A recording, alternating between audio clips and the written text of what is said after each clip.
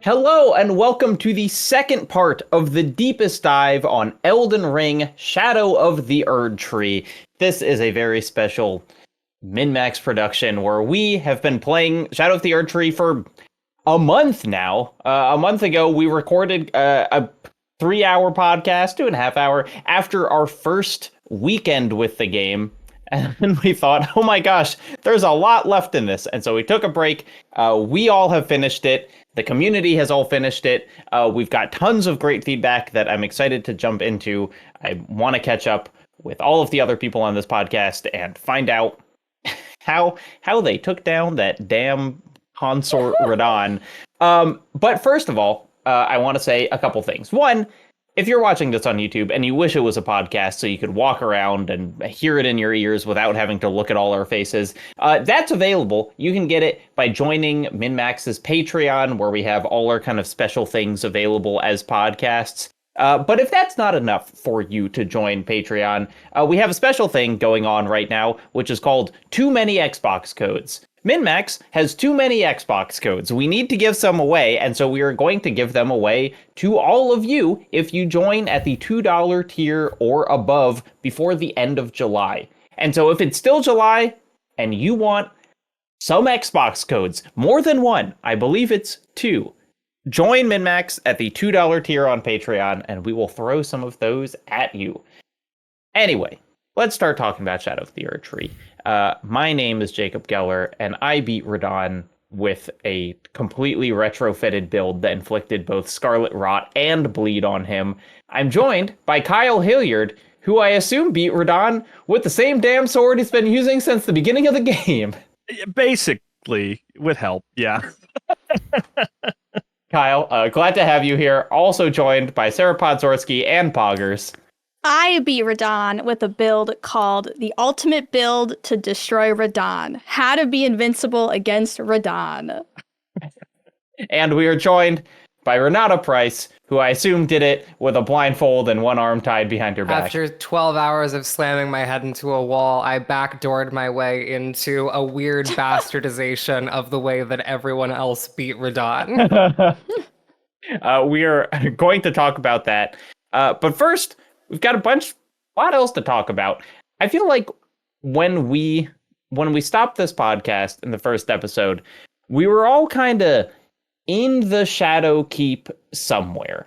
And we found out that it was spoking out into a bunch of different places in the world map. And we were all kind of like, okay, I see some of this stuff on the horizon. I don't know how much is left. How much of the map did you have left when we stopped? Because I had less than I thought. I think I had done actually most of the exploring before we stopped for the first episode.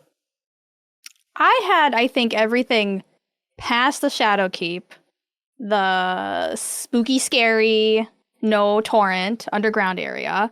And then I think I also maybe had the dragon mountain that you climb with all the dragons. Yes. But those were like my last 3 places that I had to go explore. I was in, oh, sorry, Kyle, please go. Oh, please. I was in a relatively similar place where I had to knock out the Abyssal Woods and Midra. I had to knock out Mesmer, I had to do all of the Finger Ruins questline, and I had to knock out Bale. Oh, and then also just like Romana, Saint of the Bud, and then like all of Enrielum, all of that stuff. So I was about halfway through last time, I would say, but probably only a third of my total playtime in the DLC because. Kyle, I'm sorry to cut you off before you tell us how much else you had to explore, but I just forgot that we forgot to play our favorite game, which is Most Common Comment. What did the community want to talk about the most? Okay. Is this directed towards me first? Yes. Okay. Well, my question's different. The most common comment, because we did actually cover quite a bit of the game yesterday. We did. Like our Venn diagrams overlapping in such a way where there wasn't like a lot of completely new things.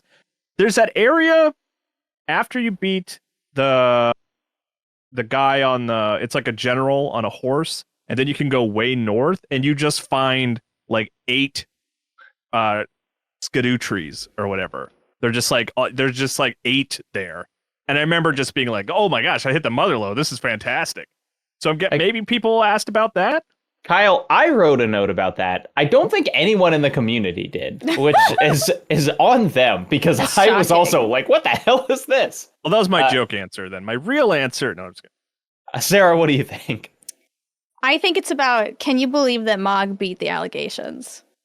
Can you believe? Because I went into No, this he thinking didn't. that No, Mog he did not. was evil No, he as did hell. not. I reject. No, I rebuke No, this. no, no, I no. rebuke this. You How cannot though? say, you cannot say you cannot say the Blood Emperor beat the allegations. I'm sorry. He had more charges than the Mikola They thing. literally I regret used to his inform you. body. They took his body and they put another guy in it. I'm not saying he didn't get done dirty. I'm not gonna They walk did him out here so being like, I'm not dirty. gonna walk out here being like, yeah, Mo got out of here scot-free. We However, do not, in claiming fact, that gotta he- hand it to You him. do not have to hand it to Mo, the Lord of Blood. I do not think we need to do this. Ren, what do you think was the community's most common comment? I assume it's about just how Radon's real hard, and that little twink hugs him so good. Yeah. You know what? That is, I guess, technically the answer, but it feels like cheating because there was an entire section of our Google Doc that people could contribute that was just the final boss. Like, that was That's one so of the funny. bolded sections. Yeah. So I would say non-bolded sections, it's just Bale. Is it just? I was gonna say, is it just with a hail of harpoons? Is the one note just people saying with a hail of harpoons over and over again? There are a lot of people simply quoting quoting lines from the Bale fight, which I cannot be upset about. There was a lot about exploration and how much people were still enjoying the exploration, but Bale was kind of number one.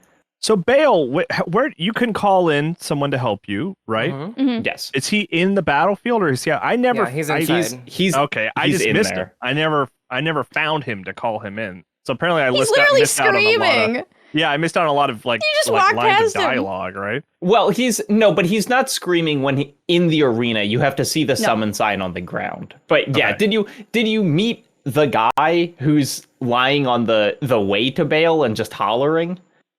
No, I don't think I did actually. Yeah, just He's the not like guys- by the gigantic dragon, right? No, He's not that guy. No, he's there's so on the path up to the dragon pit.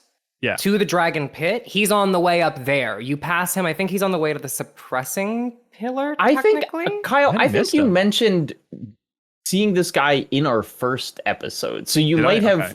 you might have just like forgot that he was an NPC, and then granted you did not hear his most memorable lines, which is a man screaming at the top of his lungs about how he's gonna take this dragon down. Well, people seem to like him, but also thought he wasn't very helpful in the fight against Bale. Is that the reception that I'm understanding? They like the character, they don't like the warrior. No, I think that's different because there's someone you can summon for the Radon fight that's okay. outside. Oh that God! we talked. Don't even get me started about those losers. We talked about this a little in our first episode, but there is the difference in how the game considers summons if you summon them outside the fog gate versus inside. And so the guy with Bale is inside the fog gate, so he doesn't give Bale any more health, and so he's just a net benefit. You don't have to like feel bad about getting him. Anyway, would have loved to have met him. Sounds like a great guy. That would have been helpful. he was super cool. You would have been tight. I think more NPCs need to just like talk about whoever I'm fighting in the background. I would feel a lot better personally if I heard just like, "Curse you, Bale!" I'd be like, "Yeah, get him!" Yeah, because he calls you like a true Drake warrior. Like, behold, the true Drake warrior, and I'm like, "Yeah!" And then he's like, "And me, Egon!" And I'm like, "Yeah, Egon, let's go!" Well, there's also, I will say, there's the horn scent that you can summon in the Mesmer fight that also talks mad when you beat Mesmer. He just says it much quieter. he really pops off. Okay, but let's go back to the exploration because there were I'll just read some comments about it because people were, I think, appropriately psyched about this. Legal Ravan says, jumping straight into the DLC, I really realized that the exploration was the reason I played Elden Ring in the first place. They're even able to access that feeling of holy moly, the map is even bigger than this again, which I thought was super impressive. But they didn't just do the same thing again, as the layered nature of the map still made exploring the DLC quite a different experience. I can't think of a game that accesses that specific feeling better than Elden Ring, and I was able to do it twice because of the DLC. I'll say I was able to do it 5 times within the DLC, because I kept thinking, I'm here again? Did y'all make it to that hardest to reach map corner, the kind of northwest of the map? Are you talking about the finger ruins up there? No, that's that one's also. Rao? Are you talking about the Rao area, like a little bit north of like Romana Saint of the Bud?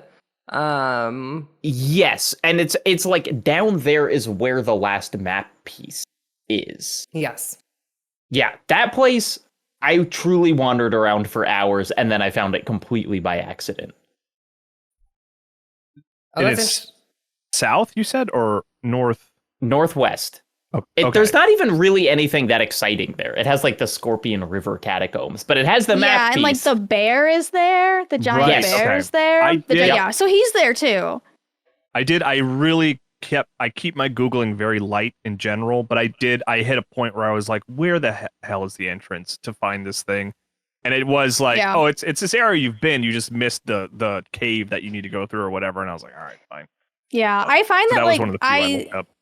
The base game map was more just like spread out, where I feel like this game, because they layered it, I did spend a lot of time standing on cliffs and looking up or down and going, how do I get there? And usually the answer was nowhere near what I expected it to be. I'm like, it looks like it should be over there. And they're like, you're actually wrong. It's in a cave, up a mountain, down a slope, and around the corner, and through a magic waterfall. And I'm like, I would have never guessed. That's crazy.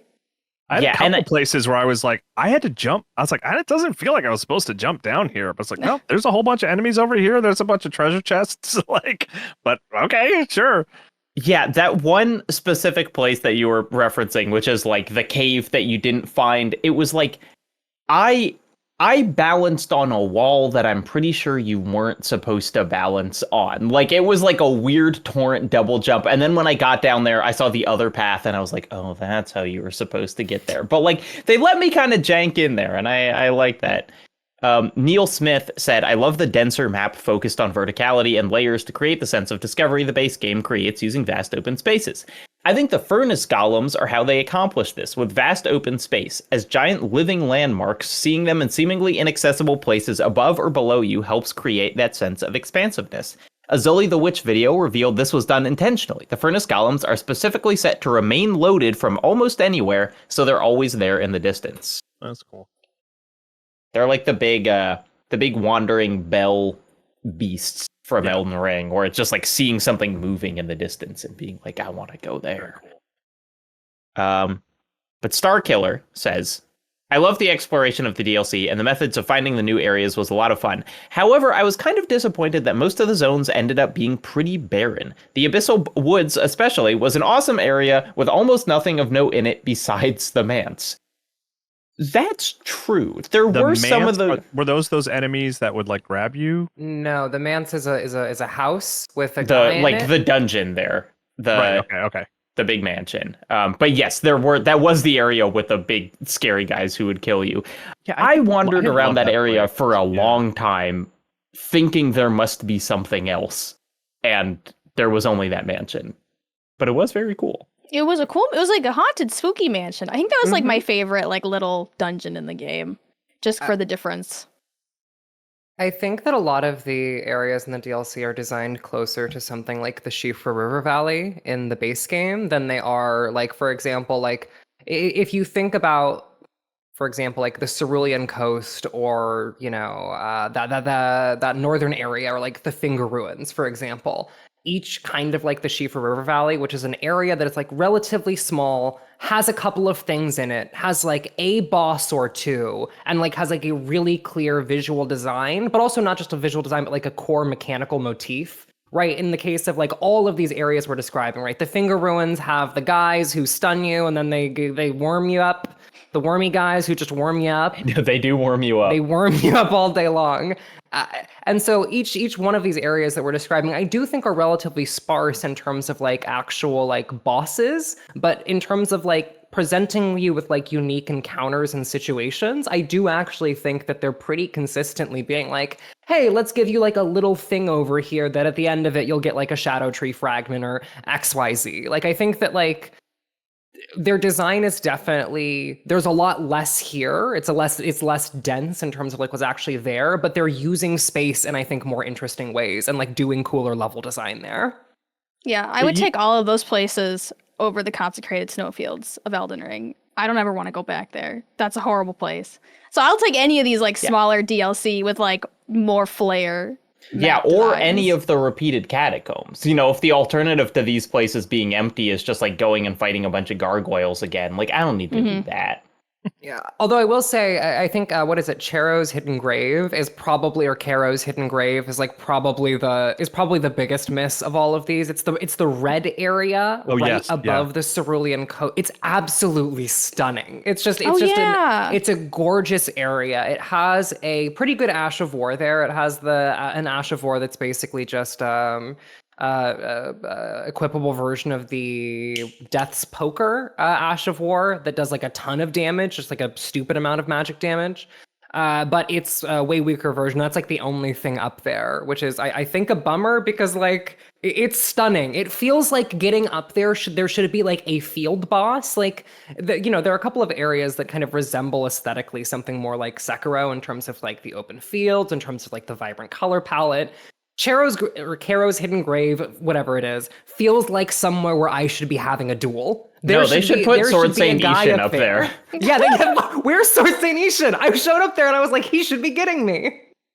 I do remember exploring that area, and because it pops up on screen, right? It says Charo's Hidden Grave. Yeah. And I remember walking around there for a long time and feeling like, seems like there should be more here. Like, it seems like they're hyping it up for something that I just kind of eventually left, and I was like, all right, I guess I got everything. Weirdly, it's home to one of the other, like, one of the only things that I had to look up for this. The couple furnace golems that are invincible, and instead you just have to throw a bomb into their head. You gotta wake them up. But there's one that was the one up in Caro's Hidden Grave, I think, is awake, but it just, no matter how much I smacked his legs, he didn't take any damage. And I think the only way to kill that guy is to chuck a big pot in his head, which is like, and then when you kill him, you just get like a furnace golem insignia. Yeah, it's like, what was this even worth it? But Prof Plays Games says the new leveling system did a lot to cash in on the promise of Elden Ring, tangible upgrades found by exploring and expanding the map. That alone upgraded the already 10 out of 10 Elden Ring experience to new heights. I do think the Shadow Tree fragments, it is so much more exciting finding one of those than finding like, oh, another spell that I can't use because I'm not a magic user. You know, like, it did really make going everywhere feel, and like most bosses felt kind of worth it in a way where I felt like a lot of the base Elden Ring things would be like a really cool experience, and at the end I'd get something that I just couldn't use because that wasn't my build. Right. Yeah. No, or it was a weapon. I mean, I'm maybe alone in this, but like, I don't want to invest in this thing. I don't want to, I don't want to go back to the table. Yeah, pretty much. Yeah. John Skovic says, I saw a lot of people complain about how often exploration rewards in the DLC were just smithing stones and gloveworts, but I actually kind of loved that decision because it basically gave me free reign to try as many new weapons as I wanted to without having to worry about wasting materials. Shout out to my new favorite weapon, the Bear Claws. How often were you all switching weapons throughout the DLC? Take that, Kyle. Okay, so 0. We talked about the weapons. We talked about the weapons we were using last time, but did y'all keep using them? Did you find new favorites? I think I finished the DLC with 7 weapons upgraded to +9 that I was switching between in any given fight. Generally, I had between 3 and 6 equipped at any given point in time. Okay, and what? Walk me through. I'm picturing you in a fight with the Just numbers a flying in barrel, front of your face. Just a barrel full of swords, just on my character's back, kind of like slowly, awkwardly walking like in. Zoro from One Piece, you got a sword in your mouth as well as one in each hand, right? Exactly. So it was a mix of Rolana's twin blades for just like pure damage when like necessary. If I just needed to like, head down and keep going. However, it was by the end of the game, it was the staff that you get from the Mother of Fingers, the one that gives you access to both spells and incantations. That one. So I had that staff, a shield for parrying, and then an offhanded Sword of Saint Trina. And then in my main hand, I had the Velvet Sword of Saint Trina, Rolana's Twin Blades, and the Antspur Rapier with, I believe, a poison incantation, if I remember correctly. Yep, that ended up being my Radon killer. And then I had a floating slot that went to a bunch of different greatswords. Basically, I always had at least like one greatsword on me because by the end of the game, all of the bosses I was fighting, I was using the deflecting hard tier and the two-handed sword talisman and the curved sword talisman to get just a truly offensive amount of damage out of all of my guard counters. And that kind of became my like primary damage source through the DLC, was just like planting my feet in front of bosses with a great sword and then just Sekiro parrying them until I hit them with my big sword. Sarah, how I about don't think you? I ever got the curved sword talisman. I probably could have used the hell out of that. I'm looking it up now. It does not make curved swords better. It is just from the base game. Counter damage. Okay. Yeah, it improves guard counters by like 20% or like 30%. It's like a significant enough amount of damage that like once you stack it. Also, if you have the spear talisman, the one that improves counterattacks unique to thrusting weapons, the sword lance does a truly disgusting amount of damage to Radon. I know because two-handing the sword lance is how I did Radon. Sarah, how about you? I stuck with ye old faithful, the dual miladies in my wing stance, where I just walked around with my arms out, anime style, with my Rolana pendant, which like if you hold a stance for a certain amount of time, it buffs the stance. So I would literally just go like, I'd hold my arm out for a little bit against like bosses, and then I would just do like the jump dive attack on them. And for a lot of it, like it served me very well because the dive attack actually counts as a jump. So if something was trying to attack me, I could literally jump over it and then attack on top of them. Doesn't work as well for like the slash downs. I would just get like swatted down like a fly, but served me all the way until the end, all the way until I hit Radon, and I was like, ooh, you know what? I think it's time to compromise on our morals here a little bit. And I ended up going, it was like Great Shield, and then Commander Gaius's, I don't know if it's like a sword or a lance. Yeah, it's a sword. It is called the sword lance. It is both sword and lance definitionally. Yep. I was using like Mor's shield, the one that you get right before you go to that fight. So his big shield and then the lance, and then I just did like the poke. Yeah, it's pretty disrespectful. I did that deflecting until the final phase. Sorry, let me be clear. During the final phase, I was not two-handing the sword lance. I switched to the Dragon Crest Great Shield in order to block the fucked up meteor attack that just kills you. He just does, and then you explode and die. That one, yeah. I used the shield for the attack that he does, and you explode and die. I thought that would be nice for me. Are you still playing? Are you still streaming the game or? Me? Weren't you doing? Yeah, weren't you doing that? No, I was not. I was streaming it a little bit back when I was at all the way back when I was at like Waypoint Remap.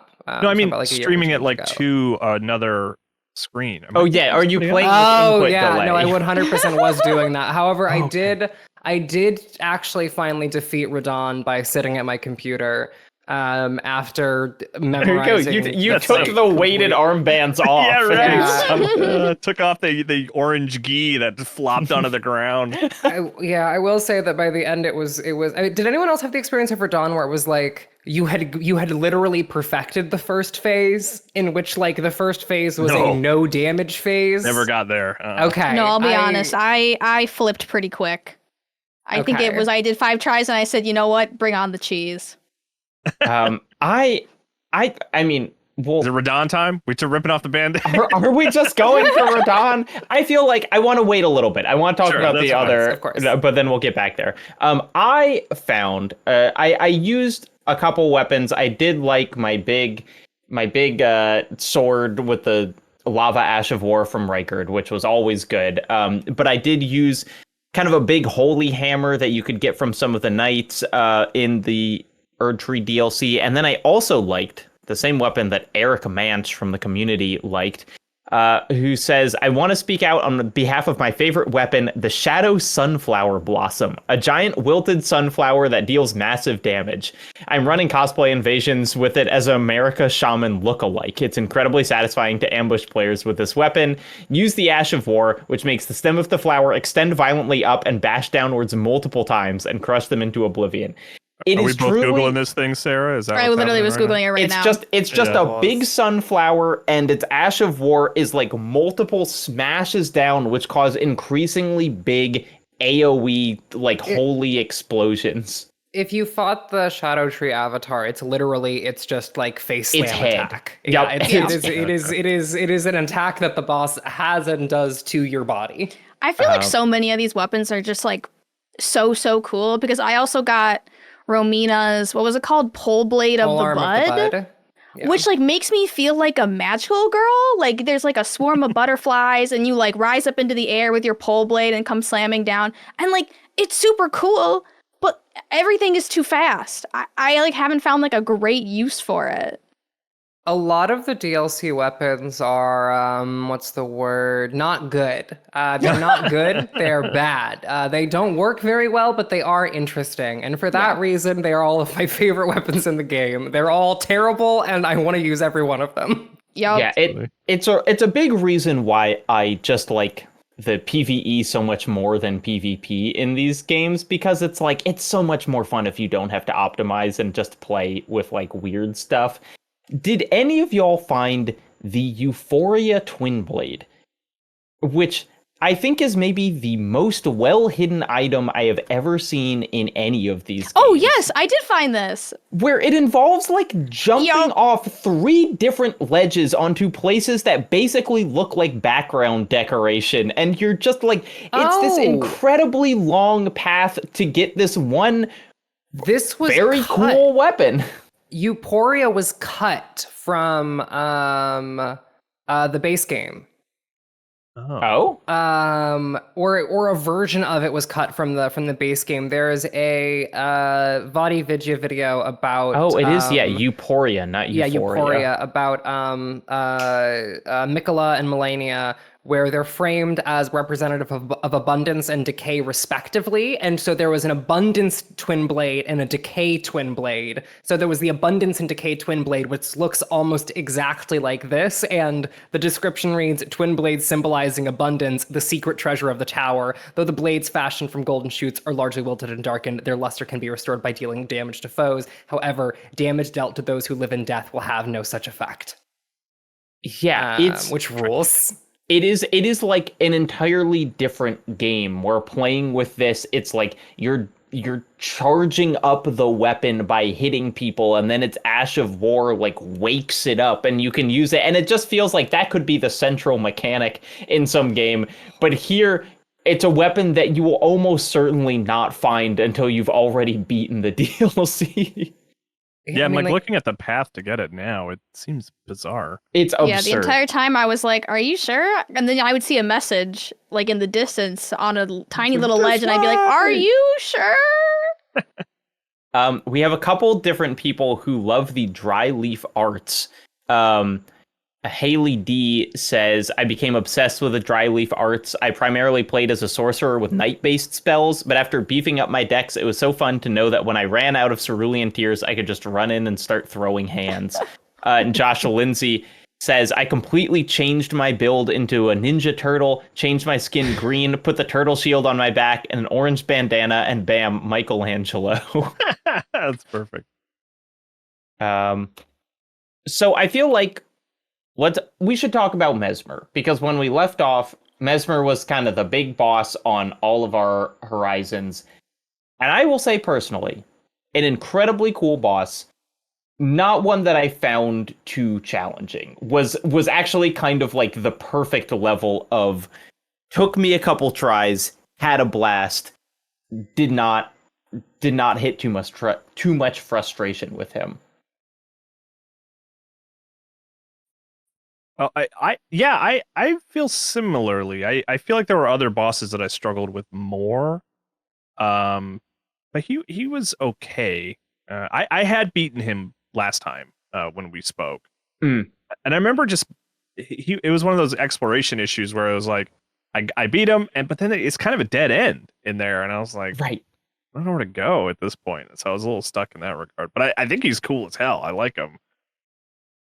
Should we talk about the motif of eyes in this game? Mesmer, he seems like a weird old dude. You're fighting him, and then his phase change is he pulls out his eye, and what does he do with it? Does he just? I think he breaks it. Just breaks it. He just shatters. Oh, because it's like glass, right? So you know the item Marika's Sore Seal and Radagon's Sore Seal or Scar Seal. It's a talisman. It boosts your stats but reduces your damage negation. That talisman, that is one of the things he is pulling out of his eye that is sealing the abyssal serpent that attacks you in the second phase of the fight. That is what is holding that back, is the grace of Marika, like in his eye, holding him back. So he like pulled it out. It's like rip. Yeah, he's like breaking the dam, right, to let out. Yes, the monsters. Abyssal serpent. Yeah. I was reminded of Millennia's second phase, in which she doesn't lose her eyes, but you realize that she kind of like has no eyes, or they've been grown over by the scarlet rot or whatever. And it is just this very, and then you're giving people in the main game, you're giving people Shabiri grapes, which are just eyeballs. There's a lot of eyeball stuff going on here. There's a lot of eyes, a lot of fingers, a lot of feet in general. It's a weird body focus stuff. Yeah. Both of the well, I got not the first two, but both of the other Marika Radagon kids have eye things going on. Melina is missing her left eye. Melina is missing and has the dragon, the claws around her eye. And then Mesmer is missing his right and has the same claw thing around his eye, and then the Sore Seal. There we go. I think in my fight I realized, after dying a couple times, that he was a fire-based guy, and so the third or fourth time I went in, I just tanked up on fire resist. And at some point, it was like he was just glancing off me. Like, most of his attacks just couldn't do any damage at all, which was really... There were a lot of these bosses where and I was playing like a holy build, so I had access to a lot of resist magics. But there were a lot of bosses that you could really stack up your resistances against. But I think that Rykard in the main game is a very cool looking boss and one of the most frustrating, just to fight. I think the attacks are boring and not well telegraphed. Mesmer, on the other hand, I really feel like this hit the sweet spot of kind of flippy anime moves, but very clear. You could see what he was doing. You could avoid them. It was the perfect amount of cinematicness versus kind of functional fighting for me. I will say throughout the DLC, with the exception of Radon's second phase, the fights are broadly pretty fair. There's some annoying ones. There's one exception, and it's the Divine Beast Dancing Lion in Rao, the second one of those bosses, the one that has the Death Blight. That guy can fuck off. I hate that guy. I hope he falls in a river and dies. I hope it's real. I hope it sucks for him and that hell is a warm place. I I had that experience actually with the dragon before Bale, standing in just a bunch of ponds. That guy is literally was harder, so much than, harder Bale. than Bale. Yeah. It was harder than I ran Bale. past that guy. Yeah, I never defeated him. I just went and He was literally took on harder Bale. than like every dragon boss. I was trying to defeat him because I needed I wanted like the ancient dragon somber smithing stone or whatever. Like I wanted something, and it wasn't worth it. I could have gone so many other places. Why did I do that? You can't jump the lightning. You can't jump the lightning. You can't jump over the lightning. You can jump over every other lightning attack in this game. It drove me absolutely berserk. If only Bale knew that he just had to stand in a shallow pool of water and suddenly he'd be invincible. Felix Diaz, on the topic of Mesmer, Felix Diaz wrote, his name reminded me of Franz Mesmer, the physician who invented mesmerism, parentheses, hypnosis. I wonder if there's a connection there, since snakes were thought to hypnotize their prey. I think that's pretty cool. That's cool. I could see it being true. How about the, did all of us make it to Midra's manse, the haunted mansion in the spooky place? Yeah.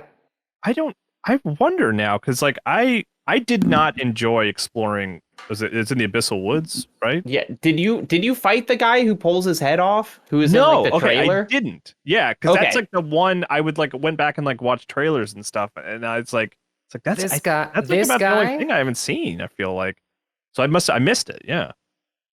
Yeah, at the end of those woods that you were lost in, there was a house, there was a big mansion, and then you walk in, and then you do a Scooby-Doo mansion real quick. You do an episode of Scooby-Doo. It was great. And then I at loved the it. end, you find an old man who pulls his head off with a sword.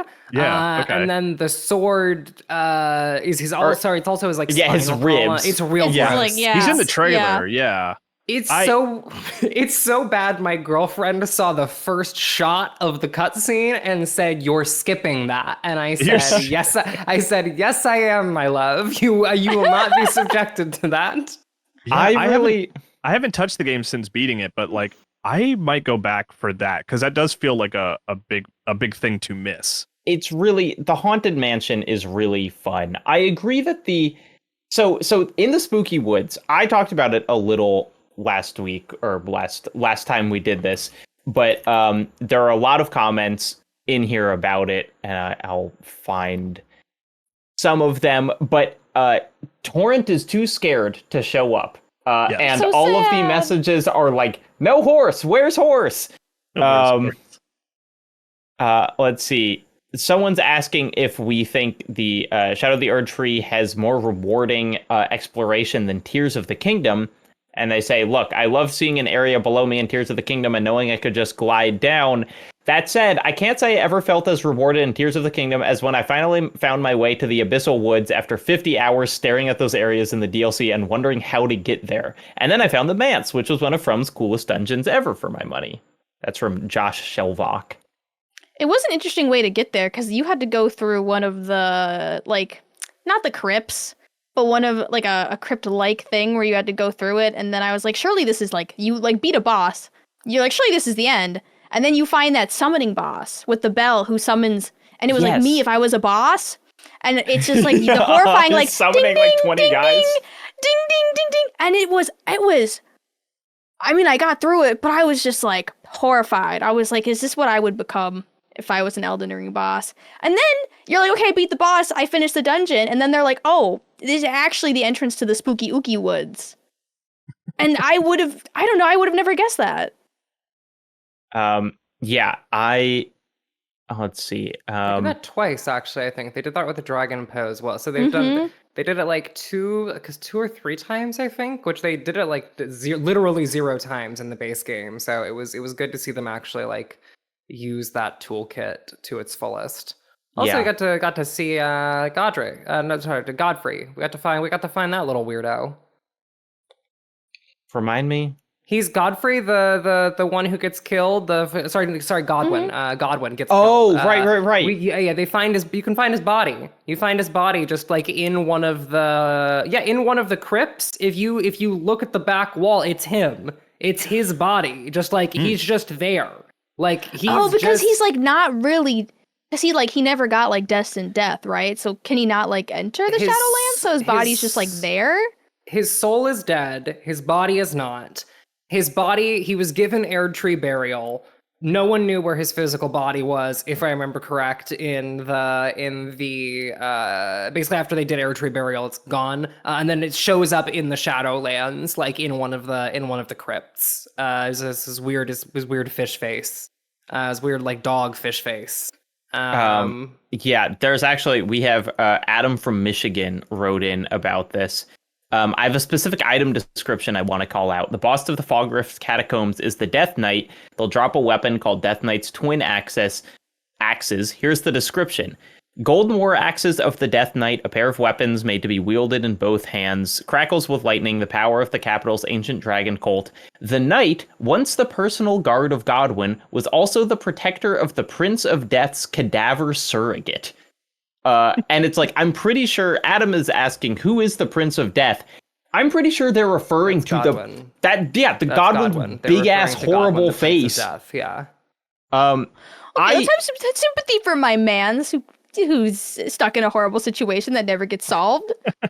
The more I think about that big face, the more horrifying it is. Like I genuinely think that is like more frightening to me than any of the like body horror stuff in Bloodborne. Is just this weird parasitic body growth just showing up like all over Elden Ring and now the Erdtree land. Just a face getting bigger and bigger. It's real gross. They shouldn't have put him there. They shouldn't have put him in the tree. He didn't have to go in the tree. They chose to put him in the tree. He didn't have to go in the tree. He did not have to go in the tree. That's kind of one of like Mikola did not want him to go in the tree. That's true, because he wanted to help him. His storyline is one of the ones that just kind of like peters off because it's just like the beginning of Elden Ring, right? Like it's just meant to like kick off the plot. But damn, would love some closure. Oh, see, I love this as closure. I think this closure is he's just growing into a big stuck face forever. Yeah, he's stuck in a horrible situation.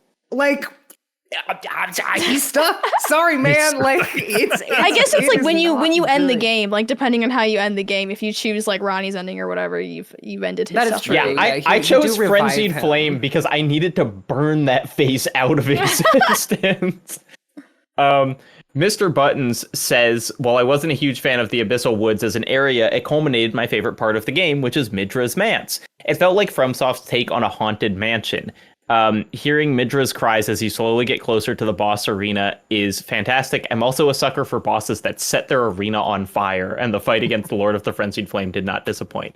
One of my favorite things, there is this thing that our beloved boss, Ben Hansen, always talks about, which is when you're playing a game and you can see kind of an important character just out in the world, like not in a cutscene, but just kind of walking around. And in the manse, there's a section where you're just making your way through and you can see a little figure off in the distance. And if you take out your telescope, it is, in fact, that horrible, freaky guy who's about to pull off his head. You can just kind of see him sitting there and groaning. And I don't think you can, like, shoot him with a bow or anything. But I do love that he's just hanging out. And you can see him before you enter the arena. He's like the G-Man. He's just waiting. Basically. He's just sitting there having a bad time. That's all that guy does, is he sits there and he has an awful day. His whole life is just sitting there and having a bad time. It says there right in the lore entry. I mean, imagine how much relief he must have felt when he was able to finally pull his spinal cord out. He was like, here we go. Yeah. I do like that they put some like Frenzied Flame lore in the DLC, because that was another one that was like a little sparse in the base game. So it's cool. Isn't this like the area where you find out, we always knew that like the Frenzied Flame was like an outer god as well, like the Three Finger. But I think it says, like, on Midra's Remembrance, it, like, very clearly states that it was also, like, an outer god. That they've just been sort of... Well, like, it's an outer god, but it also, I think it says... Let me check. Well, because in the main game, you can find the weird fingers that embrace you, and that's what, like, gives you it's the Three Fingers, right? Yeah. Yeah, so I wasn't actually sure what this guy being Lord of the Frenzied Flame meant. Isn't he, like, other possessed? than he had just embraced it. Yeah. So my read is that there is, so with the sword in him, the Great Sword of Damnation, that is a golden, or not golden order, but like older greater will thing being used to hold at bay the frenzied flame, which is why the great sword itself doesn't do frenzied flame damage, is because it's an Erdtree. It's like it is an old like order great sword. I believe the description of the weapon is of the ability is great sword of damnation, golden crux, ability skill. Leap up and skewer foe from overhead. If successful, the weapon's barbs unfold to excruciate from within. Else, additional input releases barbs in the area. Then, there is something of the golden order in the sight of those fixed upon this crux. Referring to the sword that does the gross spine thing. So, who knows what's going on there? Manual for, like, you know, here's how to use your new... Congratulations on your purchase.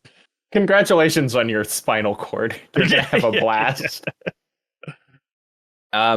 Nikki B says the DLC did a great job of giving us so many fun weapon options. In the DLC, I had all 6 weapon slots filled and was constantly switching between them. A kindred spirit to Renata. Rakshasa's Great Katana and Fleeting Microcosm were my main crutches, though. What is the Fleeting Microcosm? Fleeting Microcosm is, I believe, the isn't that the finger one? It's a sorcery, spell. But it's a finger spell. I think I never used this because I didn't know what microcosm meant. I mean, I know what it means when writing. I didn't know when this says creates the image of a microcosm at the feet of a target. I assume it's like a black hole, but I didn't know. Like in the context of Elden Ring, it's like, what does that mean? Yeah.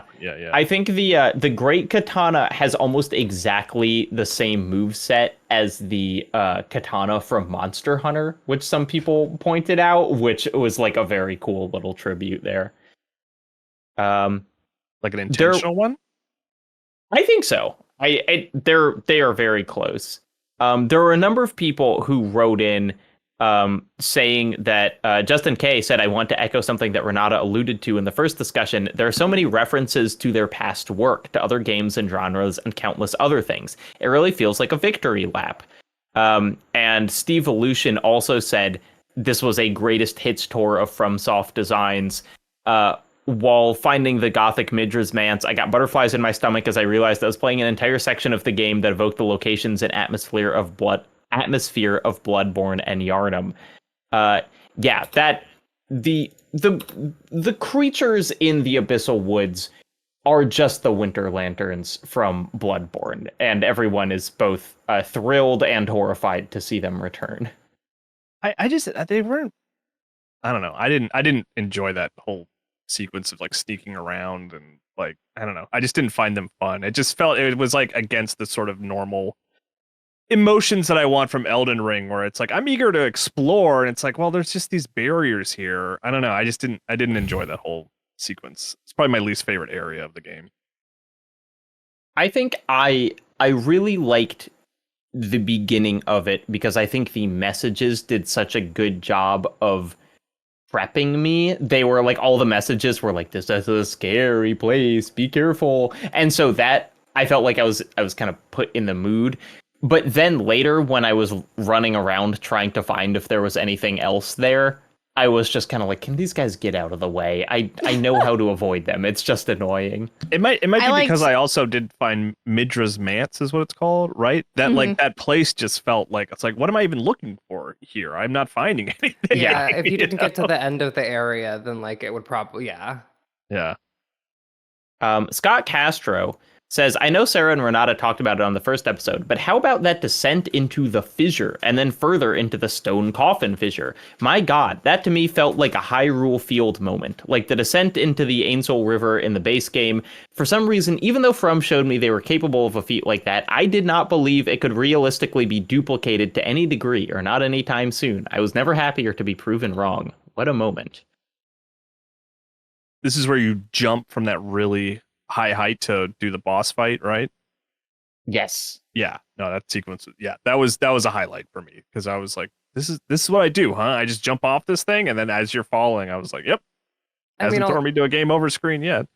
Also the lead up to it of just like going to the literal edge of the world. Like this is as edge of Elden Ring's world as we really get. Like this is the bottom like pit of the Shadowlands. Like as deep as you can get, which is, you know, where Miquella buried his love. As deep beneath the earth as he could get it. Yeah, I love when you look at the map and it's like, it's just, you can see the Sights of Grace just arcing into the ocean, and you're like, oh, like I am truly off the map now. Here's a question, Bren, maybe for you, if you want to talk more about the lore. What's the deal with Saint Trina, the flower person that you find after beating the rotten guy? Listen. Some twinks grow up into men, other twinks grow up into women, other twinks still cut out the girl part of them and then leave it at the bottom of a giant well. And that third category of person is who Elden Ring is about. But posting aside, like I do, like Saint Trina is just like an aspect of Miquella in a similar way to the ways in which like Marika and Radagon are aspects of one another. So too is Saint Trina an aspect of Miquella. The game broadly implies that like while Miquella was like asleep or like in his like little boy body, was projecting out as Saint Trina into the world and like acting present and doing things in ways that like Miquella was not. Until the Miquella goes into the Shadow Realm and then carves out that part of themselves, leaving it at the bottom of the hole. So there is a whole quest line here that I absolutely did not get because it requires you to just drink the nectar and die. You didn't imbibe? 4 times. Yeah. I imbibed once and I died, and I was like, maybe sometime I'll find an item that lets me do this and not die. But you just have to keep doing it and die. You just gotta keep dying. I can't believe you only did it once. It's a FromSoft game. It is one of the other things I Googled. Because I died, and I was like, well, this is weird. What is this? Who are these people, and what? And then you look over into the corner where FromSoft put all like the 20,000 bloodstains, because I guess like they couldn't get rid of them, so they just shoved them all into a corner. Very funny. Yeah, so then I'm reading the kind of wiki thing. You fight Thialier?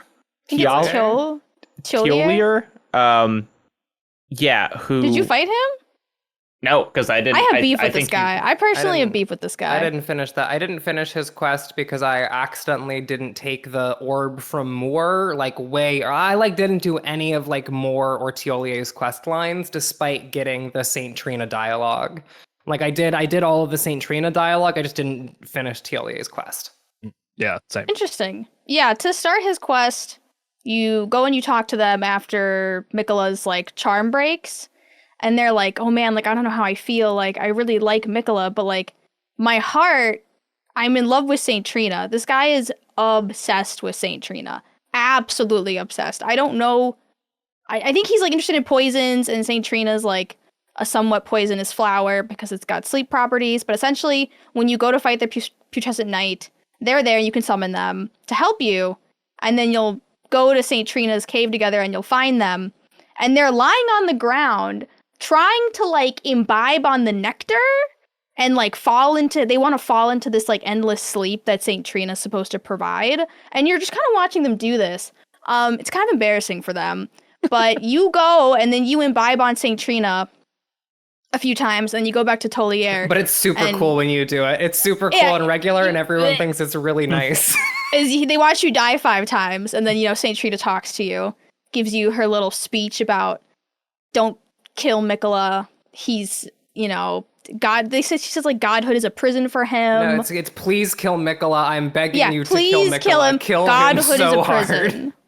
But then you go and like Tolier's trying to talk to St. Trina, and he's like, did she talk to you? And you're like, yeah. And he's like, you're lying. And I'm like, yeah. And he's like, if you tell me that she talked to you again, like, don't lie to me, I'll kill you. And I told him, I was like, look, I'm not lying. And then you get invaded by him, and he tries to throw down with you. And then you find him once again, like, you go back and he's like, you kill him, but he's still curled up on the ground, trying to basically succumb to St. Trina's poison. And then he just kind of stays there until the final boss. Yeah, and after the final boss, looks like everyone's just kind of died. Yeah, in classic style. I have to say, the thing that I've always struggled with the most in FromSoft games is I just don't play these games in a way that lets me finish NPC quest lines. I just feel like I almost never get them, especially if they require kind of like go back and check on this person. And so, Matt M said that the NPCs were well written and performed, and the more linear nature of their story progression was satisfying. But I felt like all of mine were kind of summed up by like, there's a guy in the first dungeon where ultimately you fight the dancing dragon who's in like a locked room, and you have to talk to him like after you've killed the dancing dragon with the head grandma? On. The horn-scent grandma? Yeah, the horn-scent grandma. You have to talk to them after you've killed the dancing dragon and you wear the helmet. But if you kill another boss, they just don't talk to you anymore. And so it was just like, I got there eventually, but I had done something else that had invalidated that quest line. And so it was just this NPC that endlessly just gave me a little ... when I tried to talk to them. Really? That's so weird. Because I did that. I talked to her with my like head on. I got the spell. And then I came back a little bit later and she was like, I love you, dancing lion. And then she gave me like food. She gave me a consumable like the scorpion item. stew, right? Yeah, I got like a stew from Grandma, and I was like, "Oh, thanks, Grandma." Anyways, I don't know. I like the NPC stuff. This is like the easiest part of these games for me because I'm constantly like checking in on people. I'm like, "You got anything for me?" And they're like, "Nope." And I'm like, "Okay, well, I'll be back after I do some more stuff." Well, yeah, that was my question. Like, are you like looking up what to do? Are there hints that you need to wear that mask? Because like I never would have. Well, it's like you kind of just have to like listen, because she talks about like the dancing lions, and she's like, oh, we haven't seen the dancing lions in so long, and like the dancing lions are protecting us, and like they're gracing us. I would love to be graced with their presence. And then it's like, oh, okay. And then you put the head on and you're like, does this do anything for you? I don't know. Sometimes I do have to look stuff up. Other times I'm just like, what if I like, does this do anything? Yeah. But a lot of the times there are like hints in the area. I think I'm just not in that mindset when it comes to From games. Like that's the kind of puzzle I would love in just about any other game. But here I'm just like so focused on staying alive that I'm just like I'm not thinking critically about how to talk to NPCs, And then I just lose them. Like I don't they yeah, it's like they move and I'm like points. Like I don't know where they are. And they're not on my map, so I don't know. Let me check out that church. There were a couple of the people there, but yeah.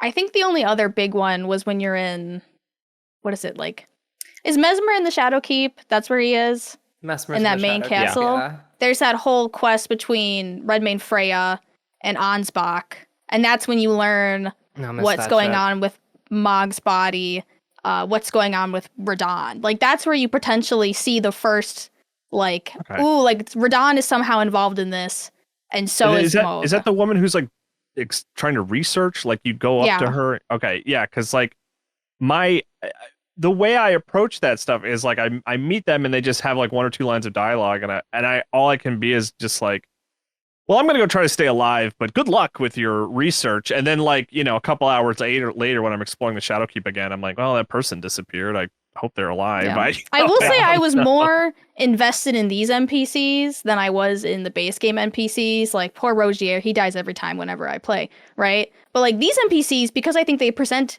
them to you all at the beginning, and they clearly are, like, there, you kind of, like, enter at the same time with Needle Knight Lita, and it's like, you're kind of all in this together, and then you watch as they branch out in separate directions after Miquella's spell breaks. I feel like the NPCs in this story were so much better than in, like, any other From Software game that I've played in terms of just, like, holding on to the narrative, and then they make you do that Avengers fight right before the final boss, which broke my heart. I did not see it coming. I think that was, like, my favorite moment, probably, of, like, any, like, the boss fights were fun, but, like, that moment where, like, all the NPCs that I had been, like, traveling with started to, like, pick sides, I was like, whoa. I thought that we were all chill here, and it's like, psych. Yeah, so, that part is awesome. Like, it genuinely feels kind of tragic that you had seen all these people and they're like, oh, well, we all come from different places, but, like, we're here and we're bound together by Miquella's love or whatever, and then that breaks and there's just this moment where they all kill each other. I feel like I missed something that I would have really enjoyed with that whole sequence because I lost all the NPCs so quickly. I didn't have relationships with any of those people. To me, they were just like, I have we met? It's like, that's what that whole sequence was to me. It was like, have we met? Oh, you're fighting me? Okay, I'll fight you. You're not attacking me. Okay, I guess you're with me. And it's like, it was just total. I didn't know what was going on at all, which kind of sums up my whole experience of the narrative of Elden Ring in general. But I'm jealous of you guys, like, having emotional connections to these characters and being like, oh, what's good? Like, we're competing when we shouldn't be. Where I was just like, oh, new enemies. Okay. It also seems like it affects, like, when and where NPCs show up, especially in that boss fight. Because in that final boss fight, I didn't have to fight the Horn set. Because he attacked me outside of Romina for whatever reason. He invaded me, and then I never saw him again. It's between 2 and 5 of them you can fight in that sequence, depending on how many people are, like, allied with Leda at the end, or, like, how many people you've sent her to kill. Like, you can tell her to go kill Hornsent, like, halfway through the DLC. You can just be like, go kill that guy. And she'll be like, yeah, I should go kill that guy. Because that's kind of her whole thing, is that she's a weird, like, blood freak. She's a weird murder freak. She loves murder so much. If Needle Knight Leda loves one thing, it's killing and blood, and kind of just any excuse to do it. And so, she'll kill a guy and reduce the number of people you have to fight in that fight. Why not? I really liked, so Ian Savino says the gentle giant Sir Moore was probably my favorite. Yes, he's the item seller that you meet very early on that I think most people accidentally kill a bug because you've been trained to kill every bug throughout the game. And then if you do that, he gets so mad and he shows up and you have to fight him. But you can also, like, help the bugs and then he'll give you more items. That rolls. Jumbo says, I loved all the characters and their quests. It was especially satisfying for it all to come together for a final fight against Lita and her allies. The summons were handled so well here overall, Aigon being my favorite. His battle speech is burned into my mind. I will say, the one side quest that I fully did here that I did just love was the Finger Ruins thing. Yeah. Where finding the Finger Ruins for the first time was one of my standout moments of just like, what the hell am I even seeing here? And I walked up to that bell and I didn't know what to do. And I mentioned in the last episode, there's something that said find church. And like 20 hours later, I did. And like, I gave me like a special thing. And I was like, I know what to do. And so you go there, you find the Finger Ruins. He's giving you these like very weird maps, but it's like, bro, I know where to go. It's the place called Finger Ruins. Like, yeah, it's not hard. But the second Finger Ruins are very hard to get to because they're kind of in the same place as like the Shaman Village. And then the third one, you get this map and he's like, okay, come here at night. And you're looking at it and you realize that it's exactly the church that you are standing in at that moment. Like, that's where the third one is. And then you come back there, and his throne has like a secret button on it that you push, and you descend, and suddenly you are in this chasm full of fingers, and you realize, like, oh my god, the whole church is built on finger ruins. And then you fight the most Bloodborne ass boss of this whole game, which is just a god of fingers. The finger mother. It's also real bloody. It's real gross. I don't know if I was having noticed. a blast. The I like finger it. tummy. She spewed her finger babies at you like vomit. Yeah, that What's part, the the boss finger called? tummy, that's Miter? Meter. They spell Yeah, it. mother of fingers. You did you not see this, Kyle? No, this is one I missed. Yeah, this is I think one of the yeah. If you did not see this quest line, then you did not see this boss because you need to do the quest line to do the boss. METYR. I will say that guy, Count Emir, was like spitting facts though, because he was just talking about how like the fingers are like rotten, like if the roots are rotten, and he was like onto it, basically like that the fact that the world was falling apart because the fingers could no longer commune with the greater will. Like I was listening to him and I'm like, this guy knows. And then, you know, our relationship kind of fell apart from there, but he wasn't wrong. I mean, he got a little weird about it. Yeah, well, he's like a little wrong because the greater will was never talking. Like it's not that the greater will like abandoned the golden order. Like the golden order started after the greater will stopped talking to the mother of fingers, right? Mm-hmm. Yeah, and he mentions that it's like the fingers are like rotted from the mother, because like the mother no longer communes to the greater will, and even in her remembrance it like mentions that she's been like the daughter of the greater will abandoned, which I thought was kind of a bummer. But yeah, you basically find out about the fingers there. Yeah, I mean, I remember us talking in the first episode of like, we better find out what's going on with all these fingers. And I like said that and was like, of course we won't. It's a FromSoft game. They're not going to give us closure. And so for you to fight this just giant pile of fingers in essentially, like, my favorite place in any Souls game is Ash Lake in Dark Souls 1, which is this like beautiful, pristine, just infinite expanse of water and trees. And this place is kind of like opposite Ash Lake, where there is water on top of you and fingers are like growing down into it, and it is so gross, but also like it's like, hey, it's closure. This is what's going on with all the finger stuff. It's coming from this thing. Was a real treat. This thing's creepy as hell, you guys. Don't yeah. It's like it's real gross. Those enemies from Spy Kids. Remember those guys? Yeah, the Thumbies. Yeah. Jared Pierce said, in this DLC, I experienced the biggest tonal whiplash I've ever felt in a From game. Within a span of 15 minutes, I nearly shed a tear standing in the flowers of Shaman Village, then almost immediately discovered the vilest creature in FromSoft history, Meteor, Mother of Fingers. Had to take a walk after seeing that thing. Take a walk. Should we talk about the Shaman Village? Sure. Yeah.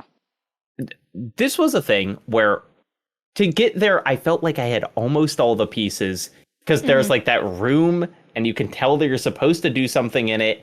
And one of the like notes in there that is left by FromSoft says like, try benediction or something. And then other notes were like, gesture. And I was looking around and I didn't have the gesture. And I had even been to the town where you're supposed to get the gesture from. Bonnie Village. But I just didn't walk far enough to It is in get a it. random spot, because I found it, and I also found a giant, like, snake skin, which I don't know if that was supposed to be, like, a Mesmer reference. But yeah, I had found that, and then completely forgot that I had found it.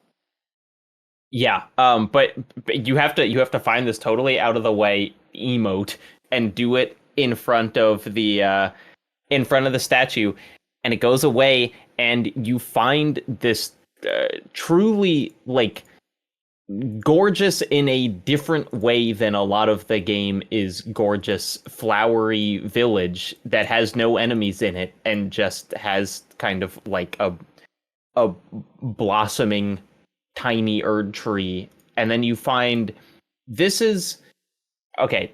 Lore thing again. This is where like Mesmer and all them's mom lived. These right? are where the shamans lived, and America was a shaman. Yeah. Okay. And so then you find out, I feel like a lot of this is finding out that like actually Mesmer was like kind of a good guy. No, super right? not. No. No. I think this is where you find out that like the horn scent aren't doesn't matter. Not also at fault. Like Mesmer is a genocidal freak. It does not matter that America's people were subjugated. Does not justify Mesmer's subsequent genocide, because it was super explicitly a genocide. Okay, I like, take it back. As explicitly as we can get, Mesmer, genocidal freak. You do not have to hand it to Mesmer. So we find out that Mesmer is a genocidal freak who does love his mom and made kind of like a protected the Shaman Village within the Shadow. Yeah, this was definitely America's revenge. Yeah, his mom is the one. So like the reason that there's the tree in the middle of the village, that is a tree that Marika plants that like if you walk near it, it provides healing. This is like the great tragedy of the whole area is that like the village is completely empty and there is a healing tree there that literally heals you when you go near it, but the place has already been killed. Everyone there is dead. And so like there is technically a healing area there produced by Marika for fundamentally nobody because she enacted a genocidal purge against the people there. Let's see. Are there other locations that we want to get into? I mean, Dragon Peak. We talked about how fighting that guy in the pond is very annoying, but Trevor Treebeard says, what was your most jaw-dropping moment that didn't involve a boss fight? Mine was coming across the two giant dragons fighting as I was making my way up to fight Bale. I just stood back and watched as the two dragons waged an epic battle on sky and ground in front of me. Yeah, I was so pumped that they just put two dragons there and I could just watch them fight each other. And it looked a little janky, but it mostly looked as cool as I would want two dragons fighting each other to look. Yeah, no, that was cool. But I think in terms of jaw dropping, it was coming across that gigantic dead dragon for the first time, which I think we talked about last time, that I was just like, this is like the biggest thing in any video game, like just period, which doesn't make sense. But and Ren, I do want to say from our conversation last time, Zully the Witch on YouTube compared the size of that dead dragon to all of the other dead dragons, including like the one in the capital. And the dead dragon in Erdtree is the biggest. It's the biggest dead dragon. Biggest dead dragon. Brandon S. says, I want to talk about dragons. Placidusax was my favorite boss fight in the base game, and Bale is easily my favorite boss in the DLC. The sheer spectacle and effects of the Bale fight are incredible. I also want to mention that I love a bunch of the new dragon-related lore they put in, like how the ancient dragons enlisted the ancient dragon men to kill the lesser dragons, or that Bale is responsible for Placidusax's missing head. Is there a piece of fiction with better dragons than Elden Ring? Did you guys do the dragon priestess thing? Did you talk to her after you killed Bale? And then she's just not there, and then you just get her, what is it, her head? What do you get? And you get her heart, and then you can like use it and you turn into her. You become a sexy dragon lady. There were a couple things that you could turn into, because you could turn into the dragon lady, and you could also turn into just some weird, I didn't even understand. It was just like a kind of rock guy that I felt like I turned into. Guy? Are you talking about the bow guys? The thing that turns you into the guy with the snake head? Not snake. It's like kind of like a Medusa situation. Maybe, yeah. Yeah. Those ones improve you shooting a omen head. Thank you. They improve your bow stuff. They improve like archery skills, I think. So you transform and you change into that, and then your whole form changes. It's a real Majora's Mask situation. Lamenter, thank you everybody. Yeah. And then the Dragon Communion ones, the Rock Dragon one boosts Dragon Cult incantations, and then the one that you get from her boosts Ancient Dragon Communion incantations. It is fun that going back to Dark Souls, FromSoft has, hey, you want to turn into a dragon, you weird freak? Go ahead. You'll look like a weird dragon guy, but you can do it. Your prerogative. Okay, let's talk about Bale. Let's get to all these comments. Sleepy Mailman says, curse you, Bale! Michael Tucker says, is Igon the greatest summon in FromSoft history? And how much did his presence improve the Bale fight for you? For me, his yelling added so much to the characterization in the encounter that it made it one of the most cinematic fights in the series. I loved the Bale fight. I thought it was a fun, weird, wriggling around dragon, and then halfway through, when it sprouts lightning wings that are like the diameter of the entire arena and just takes off. It was one of those like, man, I love that they didn't do this in a cutscene, and instead I just get to like be running around and see it happening and pee my pants. I like how gnarly he is. Like, he's clearly just this old dragon. He's like missing a leg, right? And even his his wings are like stumps too. Yeah, like clearly, like he has just been fighting off competing dragons his whole life, and it's just this old gnarly thing that you got to beat up. Well, Bale's also the father of drakes versus dragons. Like, this is where the Drake dragon distinction comes from. Is if I remember correctly, is Bale. Bale is the one who makes the drakes in order to challenge the dragons. It goes real bad. They all get washed real hard. However, Bale specifically manages to like stay strong the entire time. Sadly, his kids don't have it like he does. As you walk up the mountain and they are all dead. Yeah, no, they Just a bunch of dead dragons. Do not have the juice. They do not have the juice. I do like that when you're climbing that mountain, you find a lot of like Egon's cookbooks, which like contains specific like dragon killing like recipes. I thought that was really handy. I didn't use it, but I was like, they give you options. They're literally saying like, hey, idiot, use these. I heard that there's like a dragon killing sword that you get that is reportedly like, isn't it a katana? Extremely good. Yeah, dragon slaying katana. Just like take huge chunks of health off dragons. You get it from the ancient dragon man that you beat in the dragon pit. You get the sword from him. I actually put this in my notes. This feels like a mechanical reference to the long storied tradition of FromSoft, like not puzzle bosses, but like FromSoft, I like to call them weapon solution bosses, which are like bosses that can technically be defeated with another weapon, but have like an intended solution that the player is given like directly beforehand. This is what I mean when like every area of this DLC feels like it is bespokely crafted around a core mechanic. The dragon slaying great katana feels like the core mechanic around which the jagged peak is built. Like, it really does feel like they give you a weapon and then are like, hey, this is gonna just be Sekiro. Hey, do you want this to be what if you just pretended this was Sekiro against dragons for a little bit? Because we designed this area with that playstyle exactly in mind. And like, that is like, I think like some of the cooler parts of the DLC. And, same thing with the finger ruins in terms of like, again, you can approach those areas in ways that you cannot approach like anywhere else in the DLC. And like, that's really clever. That's really cool. I wish my dumb little complaint is I just wish when they gave you those intended weapons, they would be like plus 10. Or something, because when I am using my plus 20 sword or whatever, and I see a weapon that's like not leveled up at all, I think, well, that's going to be completely non-viable until I put a bunch of rocks into it.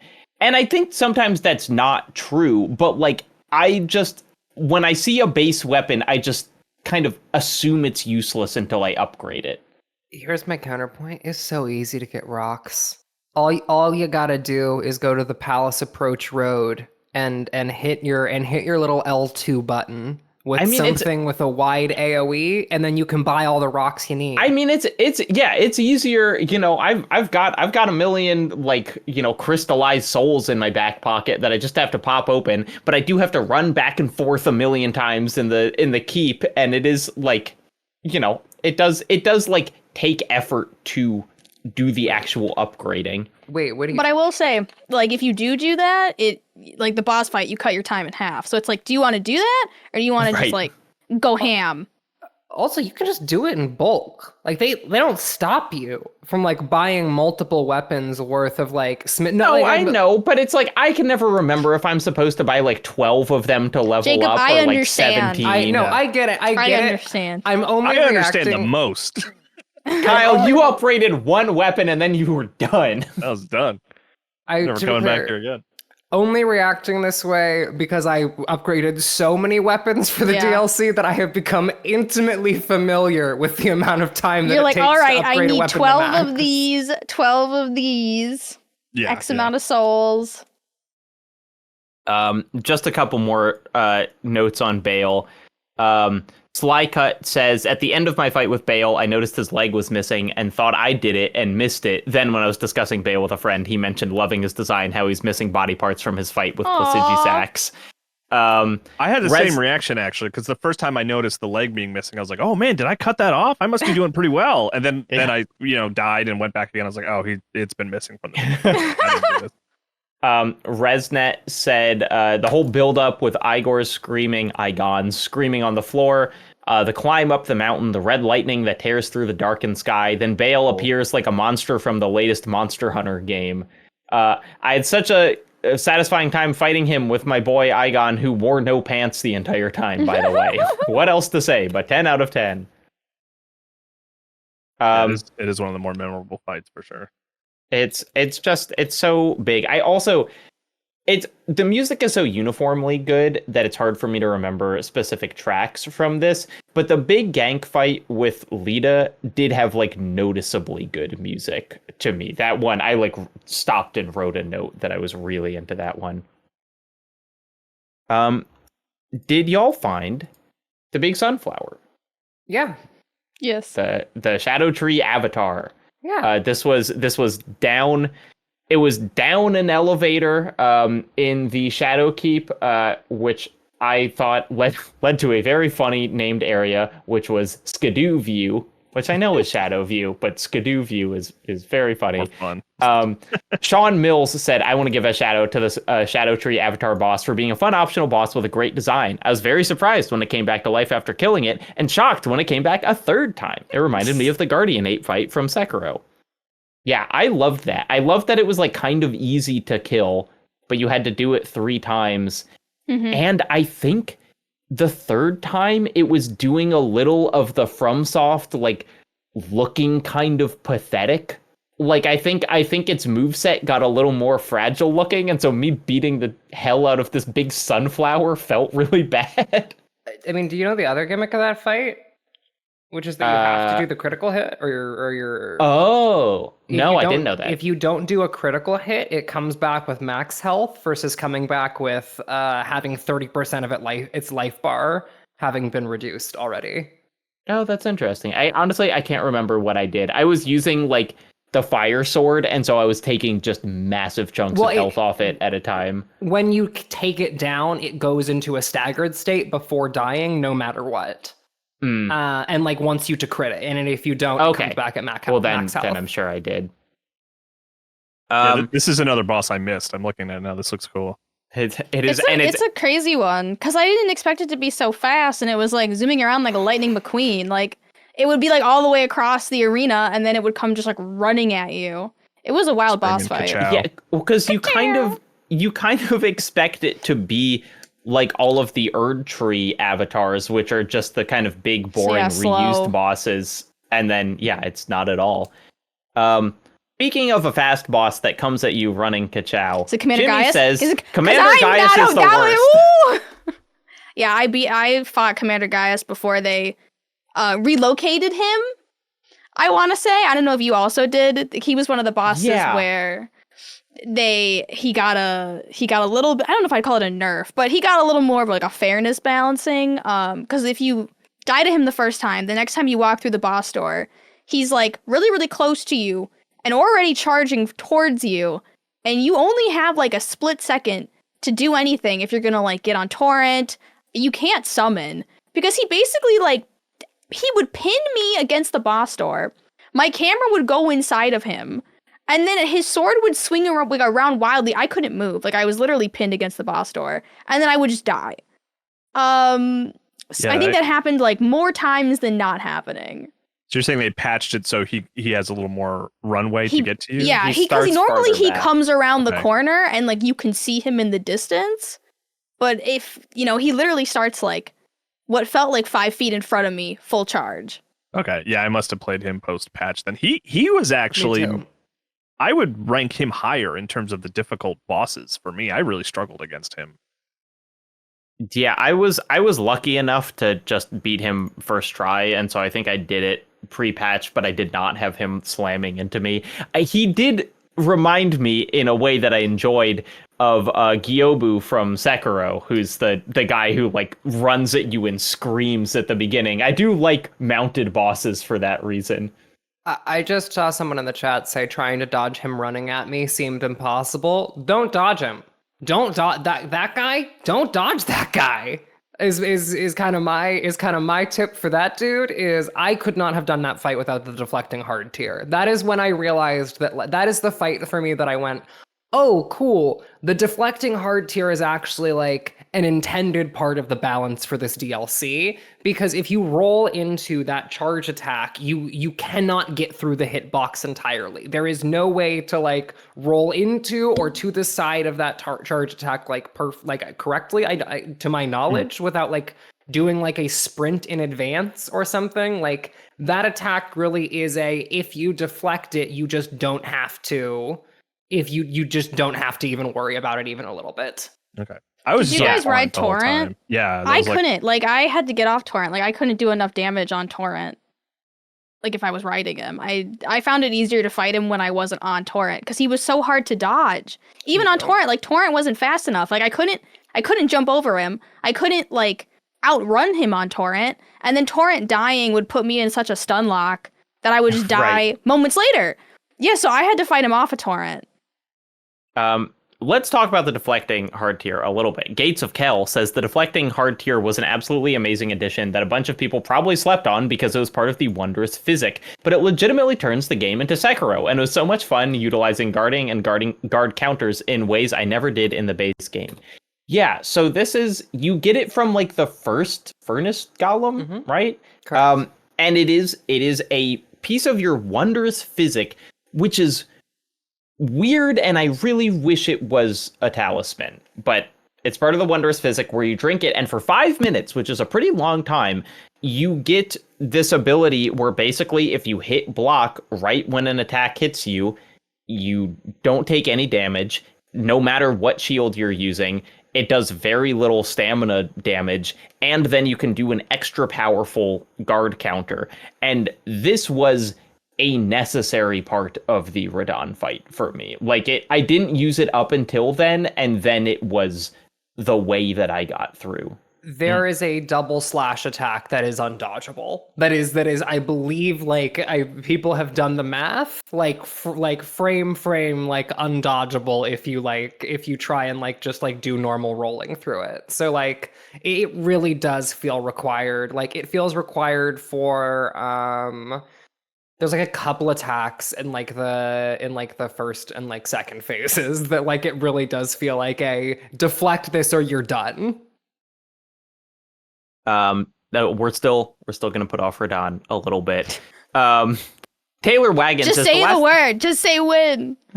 Taylor Wagon says the last thing I expected to see in this DLC was floating green classical Greece, and now that I have, I feel super dumb for making such an absurd assumption. FromSoft really can do any environment and somehow always make it seamless with their style.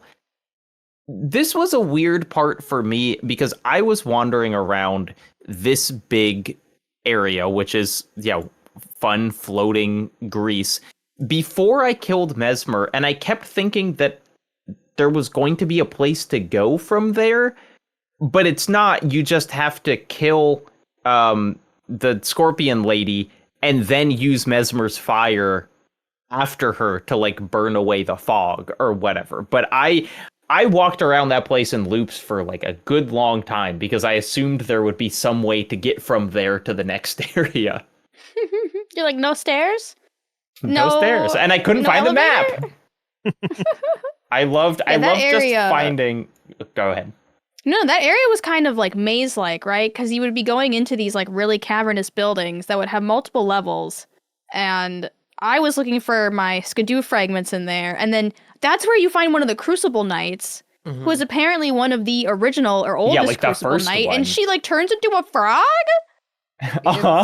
It's one of I think the least like mappable areas in all of Elden Ring, like by a pretty significant margin, just in terms of like the amount of verticality, but also like it is not like in a lot of games where it is verticality across one like biome, right? There is not like a biome that is vertically stacked and therefore difficult to map. There are 4 overlapping biomes that don't really stack on top of each other evenly. It's not like layer 1, layer 2, layer 3. There's overlaps between each layer as well, but not where you think they would be. And so it is just like constantly moving from like space to space in that like northwestern part of the map in a way that is like really, really engaging. I think I kept thinking if only I could find the map, this area would make sense to me. And maybe they didn't give you the map because it was like, it won't help, man. You're not going to get anything out of this.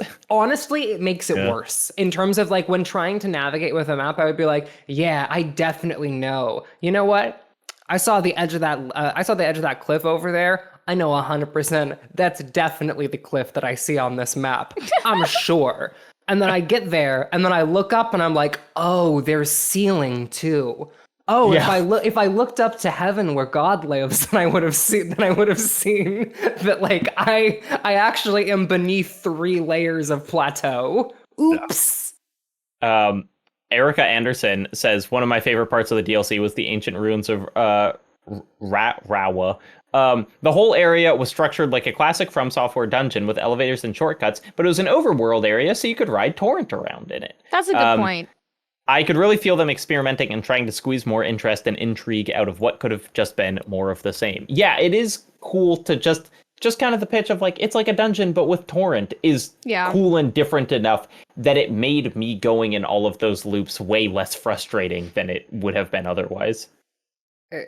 I mean, it really contributes to the feeling that like we keep talking about the sense of like, you know, you've mentioned it a couple of times and like in a couple of comments, the idea that like, you know, people have like describe this game, this DLC as like being like a summation of like a lot of like what FromSoft had like done previously and a lot of like internal references and a lot of things like that. It feels less like a summation and a bit more like a thesis statement in terms of like FromSoft looking at like 20 years of design and being like, okay, let's take all of these mechanics that we have built up over the last 20 years and distill them down into a thesis statement and then use that thesis statement as the building block around which to build an area.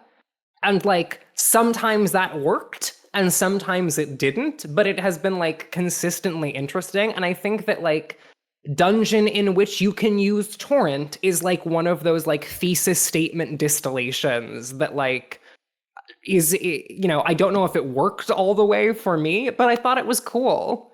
It's really interesting that they are like taking these big weird swings at what feels like the end of a design era. It reminds me a lot of I have been thinking about kind of when we used to get multiple games from the same developers on the same engine on the same console generation and how like, hey, you know, Team Silent made Silent Hill 2 and then they made Silent Hill 3 also on the PS2, also with that same engine. And then they could just like do more stuff with it because they had been using it and they didn't have to completely remake it. And like game development cycles are generally so long that now it's like every time you're kind of starting from zero. And I love that FromSoft takes these DLCs as kind of their, like, we've been working on this game for, 5 years. We know how it works. We are going to now just like flex. And it really does feel like a lot of this stuff is flexing in a way that is not show offy, but just like it's just pure game design distilled down to, what they are so good at.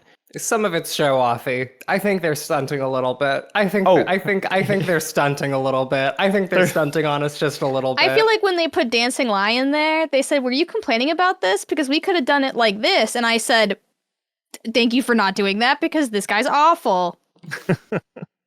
Bayleaf Moon said, "I really want to triple down on how absolutely talented From Software's art directors and artists are. I'm glad these games are as hard as they are, so I keep dying and walking through this world that feels like an oil painting being rendered in 3D. Jeff M. said, I adore the color palette of this DLC. The dark yet saturated color scheme and the excellent ambient music created for me a mood equal parts grief and wonder." I was thinking about this, Ren. I know you've brought up many times the Dark Souls 1 design ethos of, it's a rotting dragon, but we should sense that it once had majesty and whatever. Yeah. And there are so many literal dragons that it does that has that happen in this DLC, but it very much feels like everywhere here is going to be this kind of like ruined, but it was majestic once feeling. Yeah, I mean, like, the thing I really like about this DLC is that, like, the thing that Elden Ring is really good at is like you're describing, Jacob, being about, like, ruins and being about, like, specifically empires in ruins. And, like, the most interesting areas aesthetically of Elden Ring are areas in which it is not just, like, one empire, but multiple empires stacked awkwardly on top of each other. It is like seeing the failed colonization efforts of the Shifra River Valley and like seeing like weird like Golden Order noble corpses like scattered across that valley. It is getting to like the eternal city of Nokron and like having it like falling through the world to the eternal city. It is these like moments where you see like stacking of empire. And I think the cool thing about this DLC is it does that, but instead of like spreading those various empires kind of across a map in the way that like Elden Ring does, where you have the Carian royal family and Liurnia and Caelid and all of these bespoke areas with their like discrete politics. Instead it goes, no. They were all in the same place happening at it's the ancient ruins of Rao level design thing of, yes, there is a layer cake, but you cannot actually distinguish the layers from one another. The layers are overlapping, and like that is where the aesthetic really shines through, is where there are like different types of decay happening simultaneously. Like in the DLC, you will either see urban decay and scarlet rot, or not urban decay, but like infrastructural decay and scarlet rot, or infrastructural decay and a unique flower, or a unique flower and fire, or like there's this layering that I think like really, really helps bring it all together. Yeah, it reminds me of actually the a game that I love, The Forgotten City, that was like that Skyrim DLC that was made to a game where it's like you realize that it's like a Greek ruin on top of like Egyptian on top of Mesopotamian, and you like keep going down. It's great. So once you beat Mesmer and you go through the Rawa, you get to this place where I always felt like this was going to happen, but it's very satisfying to see it, where there have just been these floating kind of abstract, almost impressionist shapes of ruins in the background, and then you burn them away, and then it's like, there you go, baby. That's your final dungeon. This place that was kind of locked off by Shadow. And that place is called, as we all remember, Enir Ilum. Why is it called that? I don't know. This is like the last big dungeon, and you're just kind of going upstairs. Is there anything that anyone wants to talk about with this before we get there? Trying to think of like how to describe it. There's like a lightning. It's not even a mini boss. Like his health doesn't appear like on the top of the screen or whatever. Oh, but people talk about that guy. I know who you're talking Yeah, about. like, Talking about the 4 divine beast guys. They're like, there's like 2 or 3 of them. There's like they have great swords. They've got the divine beast helmets, and they each have a bespoke elemental effect. And all of them suck. Are we talking about those guys? Yeah. I think so. Yeah, there's like one electricity guy that like is like in the direct path that you have to take to get up there. And again, he was like one of those characters that gave me more trouble than most bosses. Yeah. And like, and I was like, well, I tried to just run past him, and eventually I was like, well, surely if I kill this guy, he like doesn't come back, right? He's like one of these guys, and of course it's like, no, he's just an enemy. He's gonna be there every time. And I was like, oh, geez, okay. Parrying shield. Gotta get a parrying shield. I did a lot of running in that dungeon. Yes, a lot of like running and screaming onto elevators and like fingers crossed whatever is chasing after me doesn't because make it there up the were elevator those with enemies that would cast the spell that would be like under your feet. There's those one things are erupting. stairs. Yeah. Mhm. The stairs, and it's like there's a thunder guy at the base of the stairs, and then there's a bunch of spellcasters on the stairs, and you're kind of just running. Like it felt like a Fall Guys gauntlet to get to the top of the stairs and like kill them. Yeah. And there's a Grace right top of the stairs, right behind them. Yeah, I was stuck on there for a long time, and then I sprinted most of the rest of the way to the point where I was like, I feel like I didn't really get a good look at this place because I was just kind of running the whole time. I really like whenever you get to somewhere in these games and there's a message that just says revenge, and you know that it's like there's about to be a guy who is bothering you who you couldn't reach, and now you're gonna sneak up behind him and backstab him. I kicked that dude off the ledge every single time. I got mine. I got my 8,000 souls every single time I walked through there. Never once did I leave a drop unsipped. There's actually, on that note, Yaz Vibes Only said, for your first playthrough, have you tried disabling messages on the ground? I had to play without internet for a portion of the last third, and I surprisingly love the suspense more. No, I need those messages. Never. Yeah, I feel like I was actually Core mechanic. really loving the messages because so often I'm playing through these games with either my prior knowledge or a walkthrough or something. And so like the experience of genuinely not knowing which ones were true and which ones were trolling, and when it says like Grace ahead, you're like, can I trust this? I found really exciting, but I bet, going it alone would also be kind of fun and cool. It's how I did it primarily. To my memory and of other From games, I didn't think this was the case, but you have to be a PlayStation Plus subscriber to be online to see those messages, right? Okay, because we all played it on PC. Okay. Oh, that's a great point. Yeah, I was playing on PlayStation, and I am not a PlayStation Plus subscriber. So every time I would boot up, it'd be like, well, you're not online. You're not going to get messages. And I was like, that's fine. So yeah, I played primarily without that to a point, which I'll explain later.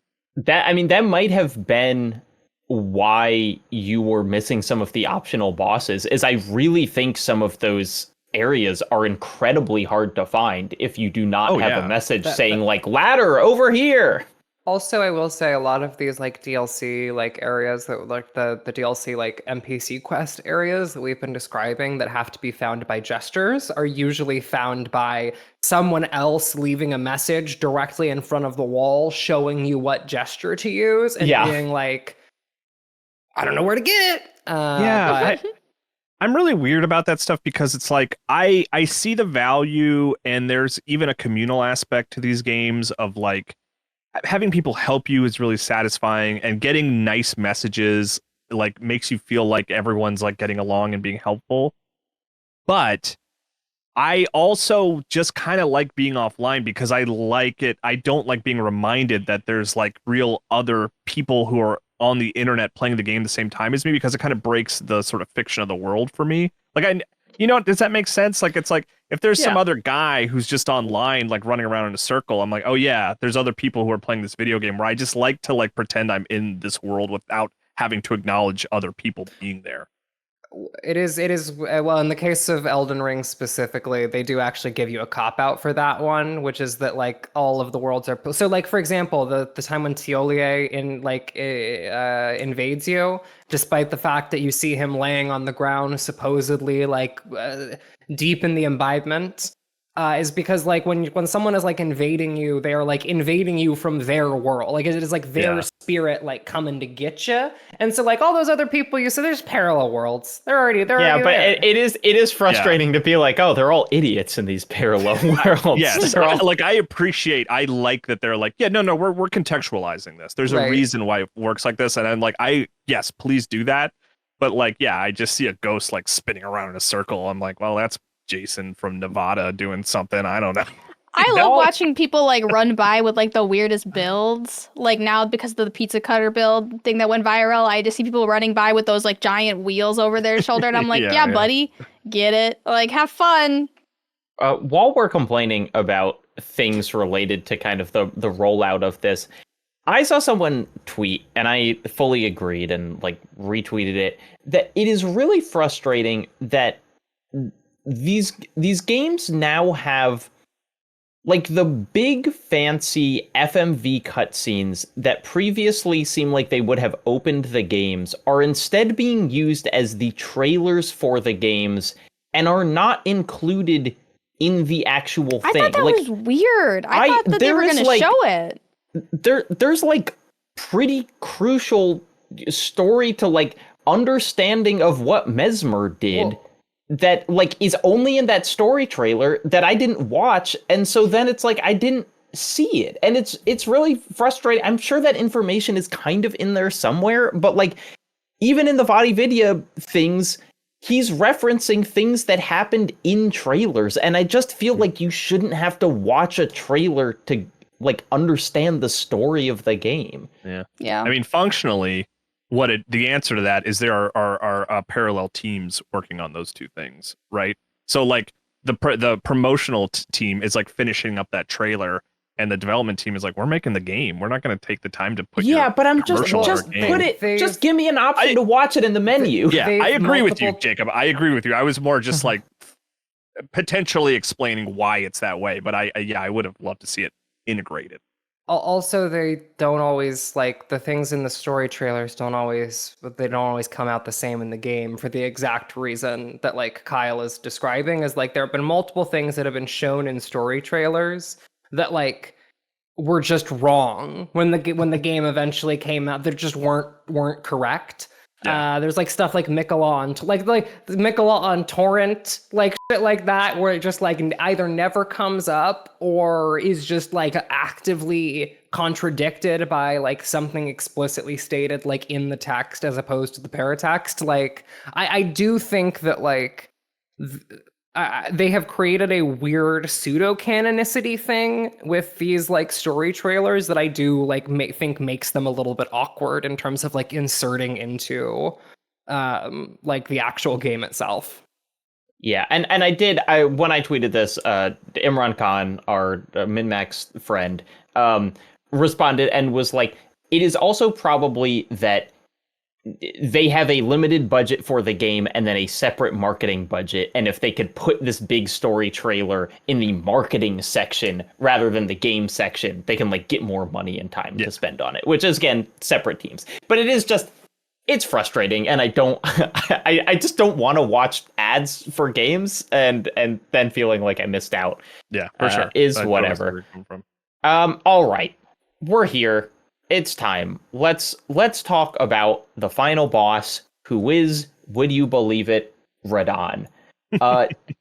Not knowing that this was coming up at all, I think the cutscene introduction is some of the best work they've ever done. I think the both the arena that this takes place in and just like the lighting of that cutscene is stunning, where you it looks like you're looking into the gates of heaven or hell, because it's literally what you're doing. You know, but it's like it's covered in like writhing bodies, and then out of it walks Radahn, and Radahn in his prime, not Radahn riding his weenie little horse.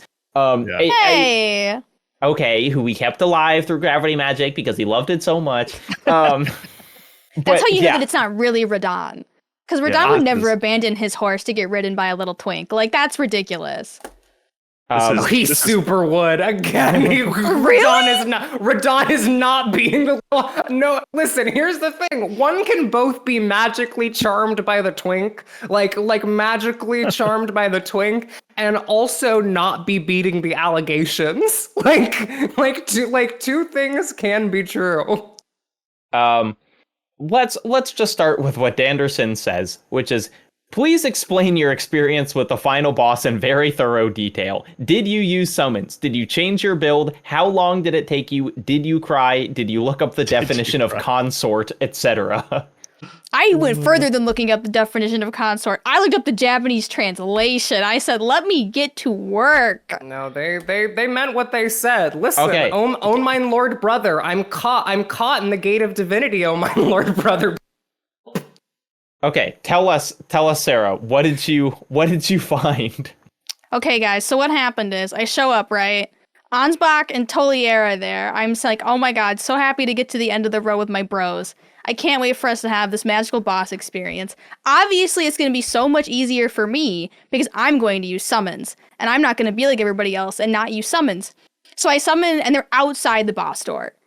So I summon them. I'm like, come here, Tolier, come here, Ansbach. Like, let's go in and, like, I'll summon my Mimic, and we'll just, go to Pound Town. It won't be hard. It was harder with the summons because of the health increase and the fact that they literally do nothing. They don't, like, for the 25% health that these summons add, they do not do 25% of the damage. Nope. Like, they are not carrying their weight. And it's like, in the beginning of the game, like, Redmane Freya helped so much in the Dancing Lions because she tanked heavily. These two didn't do anything. I was watching them chase Radon around. It was awful. It was horrible. I don't know why they put them there. They actively made the boss fight harder, and so eventually I said, okay, you're fired. You're on, like, a employee improvement plan. Like, we can't do this. And I tried just doing it with me and my Mimic. I could get through the first phase. Like, I could get through the first phase, and then I'd get to the second phase, and I would just get, like, exploded to oblivion over and over and over again. And then I was like, okay, like, we're gonna have to humble ourselves. We're gonna have to, like, compromise our values when it comes to Elden Ring, right? Because I said I was never going to use a shield, and I was never going to use, like, any kind of int magic, because I don't personally, I say no thank you. But no, we had to compromise our values for the end of the game, for the betterment of my mental health. So I looked up this crazy build, which is essentially like the shield and poke build. You just go in, you buff yourself, you, like, max out your stamina, and I literally just stood there with my shield up, held guard the entire time, and stabbed him to death. And I don't think I took any damage, first phase or second phase. Like, I held that shield the entire time, dropped it to get stamina back, and it was disrespect. It took me 3 tries with that build to beat him. And the first 2, because I didn't know how to use it. It was disrespectful how trivializing the fight became when I just held the Great Shield and poked him. I didn't know that a FromSoft fight could be that easy. But anyways, I have no regrets, and I would do it again in a heartbeat. No regrets. So I went in. I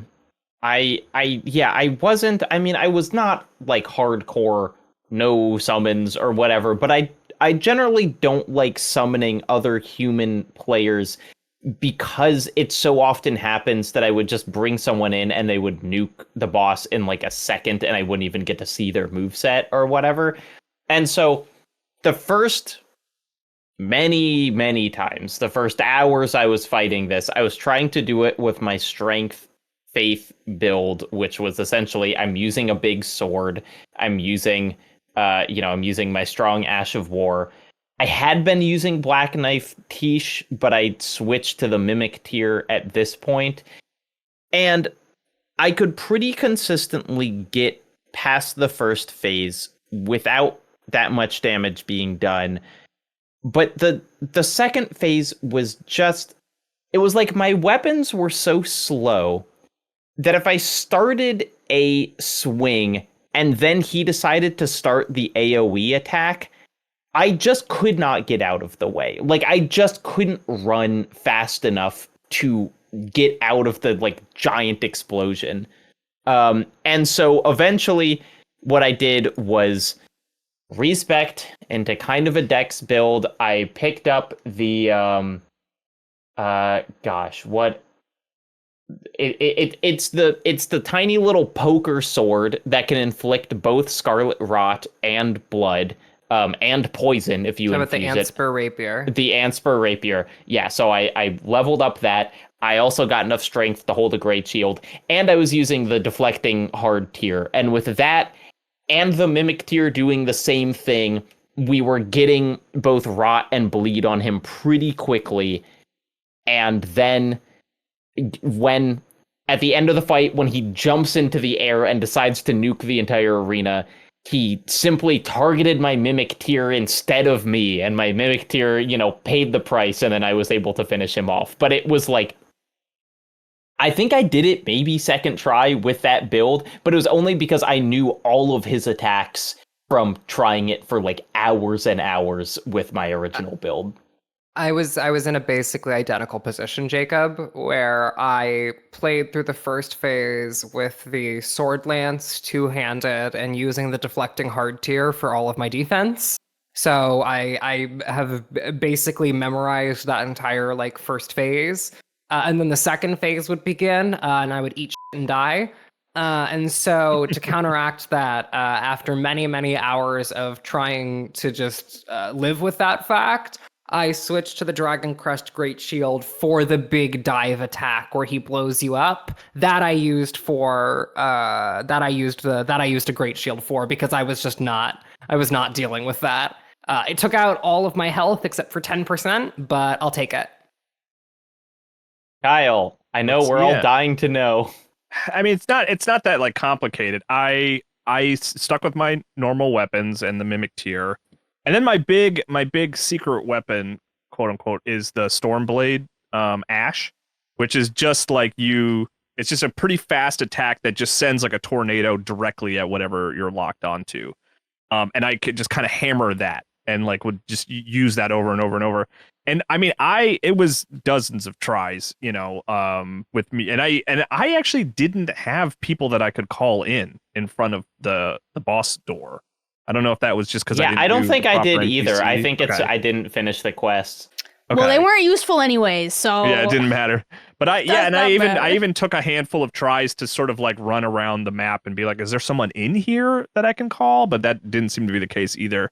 And like over the course of I don't know, like I was tracking it more over the course of nights. Like maybe like 3 or 4 or 5 nights in a row is when I was like attempting this boss like for an hour or two at a time.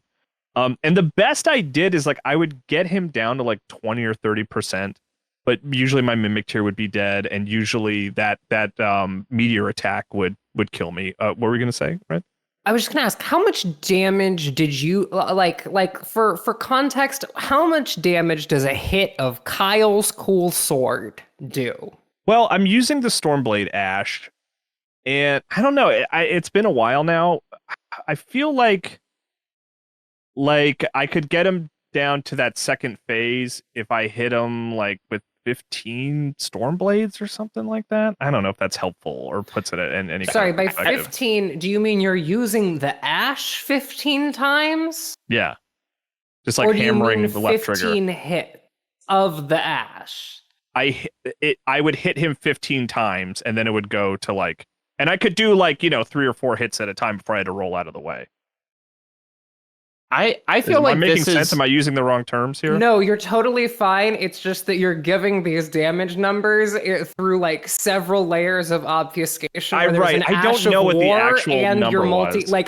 I was just trying to figure out what a single hit of your weapon did, because I was trying to calibrate what a single hit, what one hit in everyone's Radon fight looked like, because I think that a hit in the Radon fight was not what it was supposed to be for a very long time. I mean, mine was pretty significant, but I hit a point.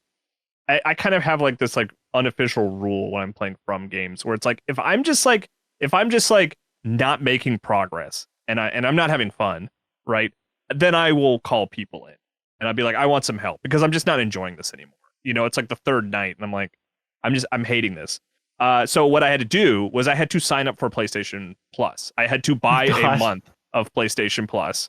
I'm glad that we all sacrificed some part of ourselves to beat this boss. I paid money. Yeah, truly. And then I don't know if you guys call in people a lot, but especially on like Radon, there's like hundreds, maybe even thousands of people attempting to call in people at any moment. So like a big part of that is like just every time like a thing pops up to call someone in, you have to jump to it, and like it doesn't work 90% of the time.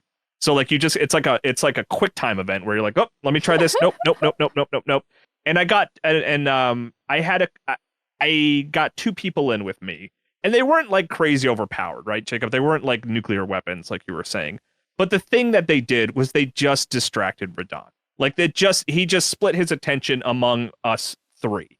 And that was what I needed. I just needed him to not focus entirely on me. Because then when he did his meteor attack, I was able to get out of the way. And also I kind of timed my flask to drink a health item as it was like coming down. And that helped. And then that was like the one that I won. Is like I had two people just distracting him, and I was able to drink health items when the meteor came down. And I was kind of out of the bounds a little bit because the meteor attack was focused on the other guys. And I just hit him with my storm blade a billion times as they kind of like kept his attention. And it was still a very satisfying boss fight. It wasn't like I just stood back and didn't do anything. I was still involved, and I ended up really enjoying it for that reason. You know, I didn't feel like even though I had to pay money to call people in, and which, by the way, the second I beat the boss, the first thing I did was cancel PlayStation. Never again. I was like, all right, get out of here. I don't need you. But it was good. It was a cool fight. That's very cool. I'm glad that we all had experiences like that. And that's now I'm seeing messages everywhere because I still have my month or whatever, you know. So. Sorry, did we all collect, like, I mean, all of us, like, not just like any one of us, I mean, did we all get clowned on by From Software by them making the thesis boss of the last 2 decades of their game design after making a 4-game long design meditation on how to design a Souls game without requiring or encouraging the player to use shields? Their thesis statement boss for that entire era of design is totally hard countered by a shield. No, I'll tell you what. My view on shields. That was not a bit. My view on shields completely changed after that boss fight. I was like, this is what I've been missing out on, just never taking damage ever. Shields are good, y'all. I've been telling you.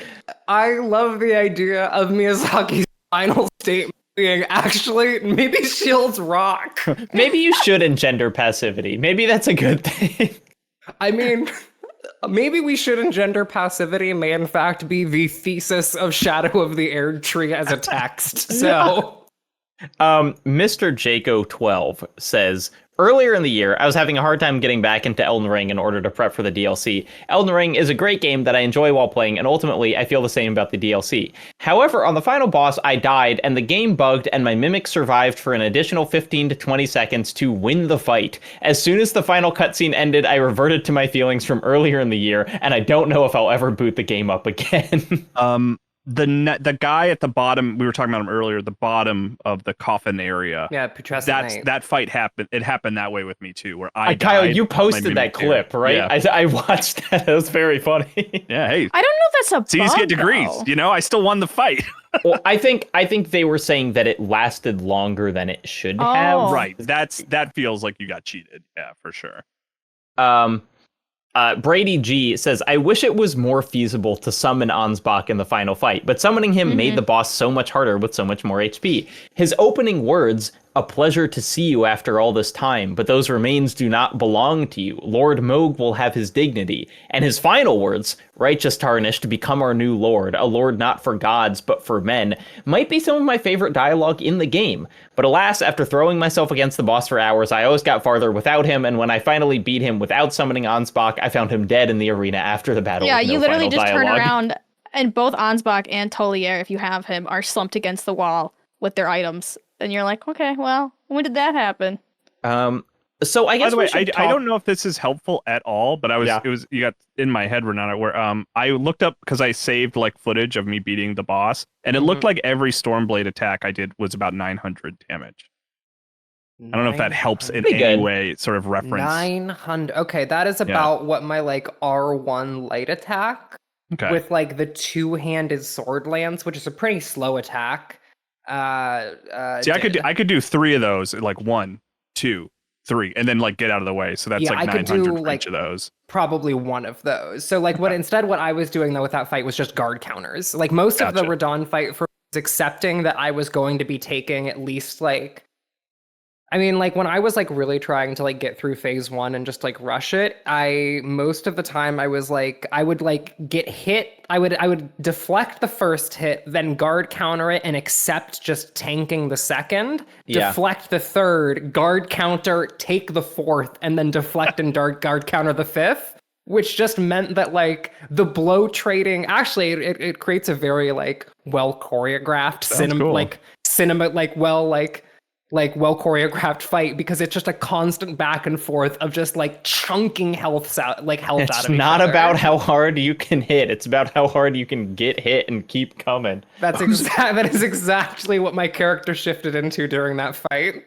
There's that person on Twitter who makes those amazing short like gifs of action. Sunni Legend. Yes, it sounds like a Sunni Legend kind of like fight. Yeah. Well, except they never get hit. Theirs are always like flawless. But genuinely, that is why I don't. Real quick, this is why I don't like the Sunni Legend fights as pieces of choreography. They don't have enough back and forth. Like they're really impressive combo videos. They're really like beautiful. Well done. But in terms of like expressing the core like emotions of a fight, I actually think that they don't always do that because they don't have enough back and forth. There's no pressure on the player character. Did y'all see the thing where Let Me Solo Her posted the picture of like his little naked pothead man in the rain being like, I'm really struggling with the last fight, and everyone being like, oh my god, he's struggling.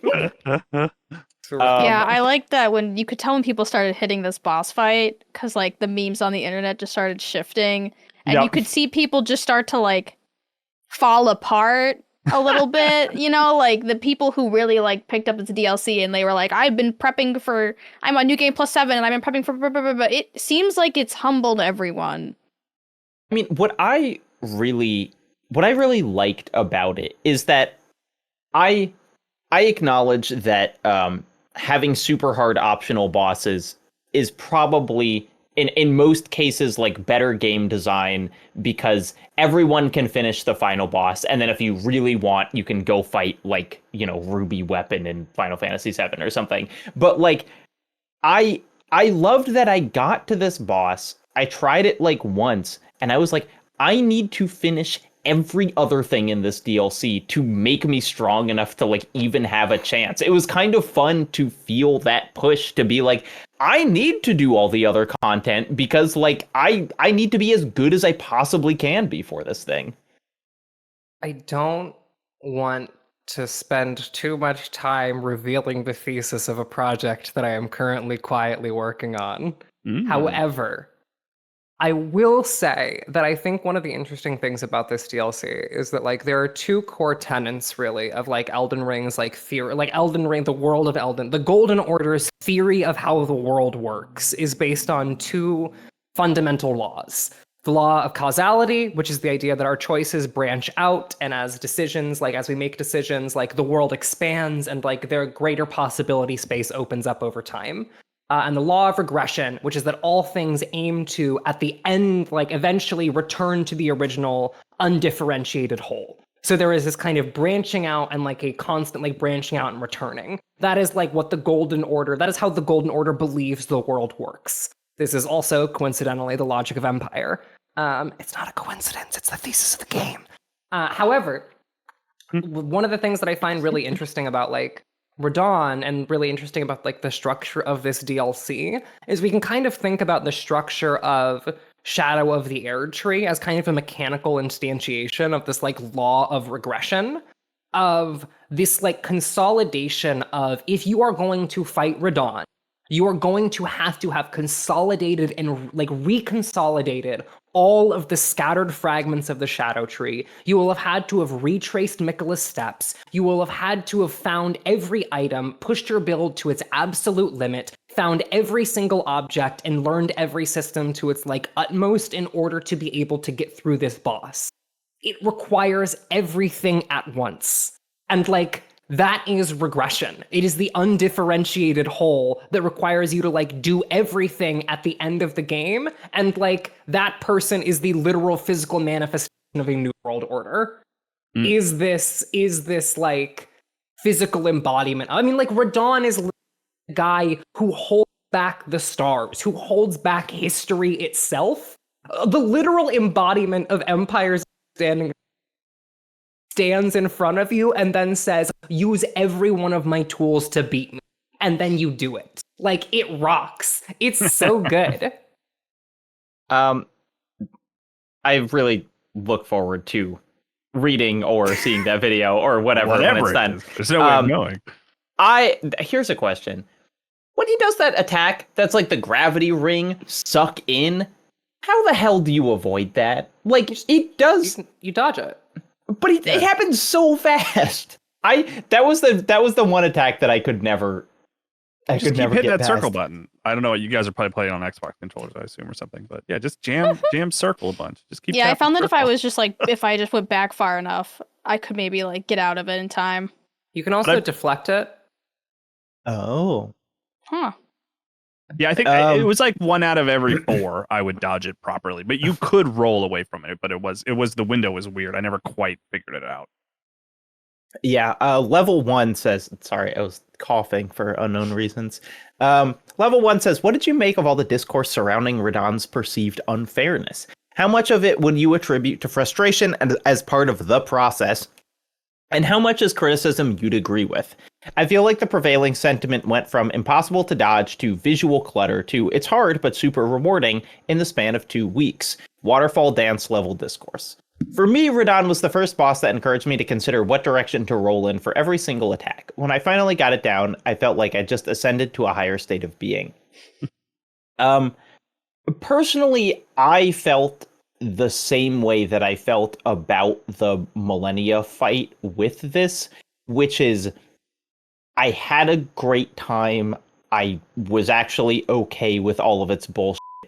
I don't really look forward to doing it again. You know, like I kind of feel like when I play Elden Ring again, I don't fight Millennia because I just feel like it's kind of a different sort of difficulty than the rest of the game. And I feel kind of the same way here, where I'm like, I checked it off, I'm good. I wouldn't change the fight, but like, it wasn't. It was not fun in the ways that I find these games are generally fun. I think that. Sorry, give me 1 sec. Y'all, someone else go. You're fine. Articulate.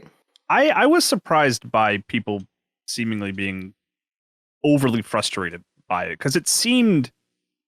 I mean, it was. I'm not going to pretend it wasn't difficult. It was hard as hell, but it didn't seem like outside of typical From extra challenging end boss. This is like additional tiers of optional because it's like paid DLC, a paid expansion. So I was surprised when people were sort of throwing their hands up and saying it was too hard. But it seems like that has leveled out at this point. Like it almost did feel like an initial frustration, right? I would not agree with that characterization because I feel like I've still seen people like pretty frustrated. Like I do think that like Radon, I would consider Radon by like a pretty significant margin by far the hardest boss that they have ever put in anything. In part because I think that one of the difficult things about Radon is that like Radon really heavily punishes suboptimal damage mitigation choices, which is to say like there are moves that like, so for example, when like Radon hits you with like when you are attacked by an enemy in Elden Ring, right? There are like 4 broad responses you can like have to that situation, right? You can walk backwards and like literally step out of the way of the attack. You can roll, getting iframes. You can deflect, like avoiding the attack, or you can block, right? I think one of the things with Radahn is that for a lot of fights, if you choose one of those damage mitigation options and it works to some degree, it will be enough to get you out of that situation. Like if you roll, for the most part, you are there are definitely times in Souls games where like you can put yourself in a position where you're going to get your shit rocked by the next attack. But I do think that like there are more suboptimal, but still technically possible decisions when fighting Radahn that lead to people being put in situations where they think that they are safe, or that they think that they are like in a position where they have made the right response to like the boss's action, and the game is telling them the feedback that they did that, of like you dodged the attack. And then they get rocked by like 5 more things immediately after that. And I think that like push and pull between the sense of I thought I did this right and why am I still getting killed is part of where a lot of the friction from the fight comes from, and is so much of I think the friction of the second phase for a lot of people, because a lot of the second phase attacks are, what if we did the first phase attack again, but if you choose the suboptimal decision, it just kills you this time. This time, we just kill you with holy light if you make the suboptimal decision. And I think that, like, that overall creates a feeling of difficulty, even if it is, like, compared to other FromSoft bosses, not the worst. I also just think... I think that magic doesn't telegraph as well. So, like, when you're in the second phase, we haven't even really talked about this, because this is, of course, not just a fight against Radahn, but you're fighting Radahn, and then halfway through, Miquella comes out, grabs onto his shoulders, and suddenly there's, like, magic missiles and explosions going off the whole time. And I just, like, it is harder to know... if you're in range of things, what's coming at you. You know, there's so many just kind of like beam of light attacks in this that eventually you learn to recognize, and, you run away from these ones, you dodge these ones, whatever. But I do just feel like it's so much less intuitive than someone swinging a sword at you, even if those sword attacks are like coming very quickly, that I think that lends to the random bullshit go feeling of the second, where it's just like Radahn is flying at you like 30 times doing attacks, and they're also beams of holy light raining down on you, and it's like it is hard to know what that right decision is, because it feels like instead of dealing with one attack, you're dealing with 12, and I'm sure it is well balanced to like you do this and you avoid all of it, but it feels like you're being attacked by like 3 different things at the same time. Well, I think part of it's because Jacob said you do this and you avoid all of it, as opposed to you can do these and you avoid all of it, right? Like in a lot of ways, it almost feels closer to. Jacob, I've been watching your video about Sekiro. I watched it recently because I've been thinking about it a lot in terms of like the idea of like the pursuit of perfection, and like that game as like. Sekiro is handing you a set of instructions and is like, follow these instructions. In a lot of ways, it feels like Radahn is handing you a set of instructions, but is also like, by the way, these instructions are for 3 different instruments. We expect you to play them simultaneously, idiot. And you're like, you're for that idiot at the end. Exactly. You're like, you want me to do what with what? And they're like, yeah, man, it's jazz time. Casper Hjorth said, first time I fought him, I felt overmatched and ended up cheesing him with Rolling Thunder. On my second playthrough of the DLC, I did it straight up. This made me realize how well the boss is designed and how he is quite manageable, but you do have to take the time to get to know his moveset. This is a boss that punishes unprepared players. No, you Steve get fucking Bellegard. Great Shield. What? You get your Great Shield. What are you talking about? No, damn it. You just put up a shield. Get your Great Shield. Shield. You're good to go. Steve Bellegard says, this boss fight finally got me to a point that made me ask, when is enough from... I feel like they're making things so difficult that it goes beyond the challenge and just leads to frustration. I respect my entire character and fully upgraded a bleed club to just cheese him with my mimic after hours of learning his moves. I would rather put him behind me than spend 8 to 10 more hours getting killed after 1 to 2 mistakes. Then Danderson asks the real important question. Is it worth putting beat pre-patched Radon, consort of Mikola, parentheses, no summons in my Tinder bio? I think you should get banned from the platform if you do that. Yeah, only put your Celeste splits in your Tinder bio, everyone. Luis Perez said, I know touch grass is kind of a meme at this point, but literally going outside and stepping on grass was what let me beat the final boss. The game sucks you in, and dying constantly just drained my energy. Turns out Wii Sports has great tips for Elden Ring. Why not take a break? Should we talk about the story stuff that's happening here? Like what we find out Mikola's really trying to do? Mm-hmm. Trying to make everything chill really by removing free will. Is that kind of the large scale overview? Like Mikola's like, I know how to make the world a nice peaceful place. Everyone wants the world to be a nice peaceful place. All you have to do is stop having thoughts, and then we got it. We nailed it.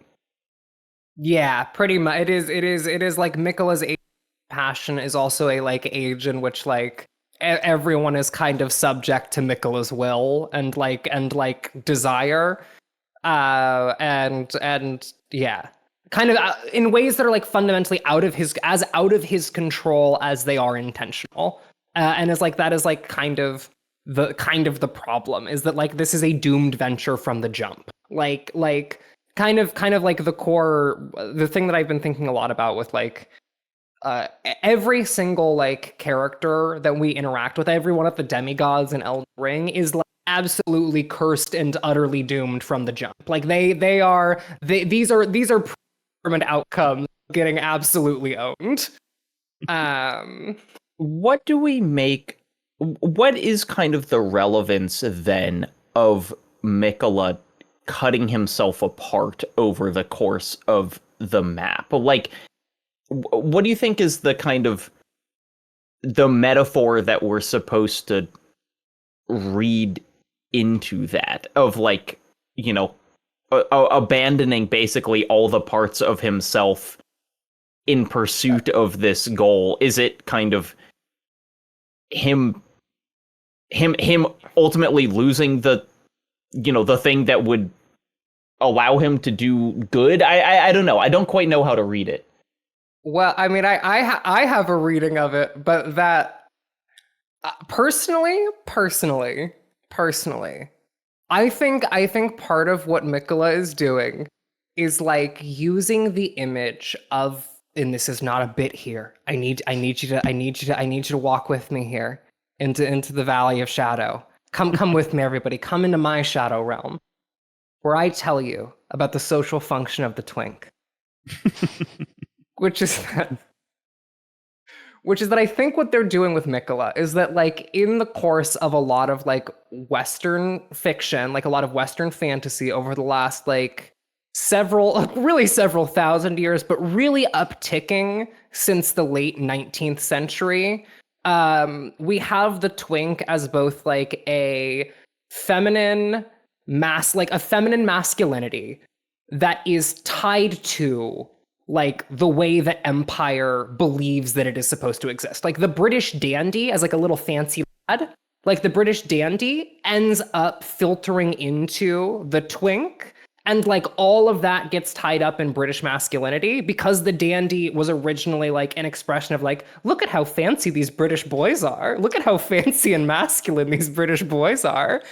And so effectively what we have is like Mikola's destruction of himself is a form of obliteration in order to like reify and reestablish a new social order. Like he is going Christ mode. Like it is taking on all of our sins, quote unquote, in order to like destroy himself and reify like an existing idea of divinity.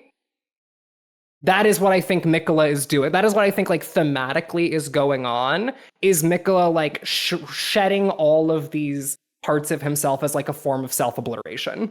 Okay. And it is interesting to compare and contrast Miquella's kind of ultimate goal for the world to some of the other endings of Elden Ring, which are like Ronnie essentially being like, we are starting a new world of dark right now, which is also kind of it is choosing the path that the world is taking for everyone, but it kind of feels like it's erasing the status quo, you know, like starting from zero, and Frenzied Flame being like, we are burning this entire thing to the ground.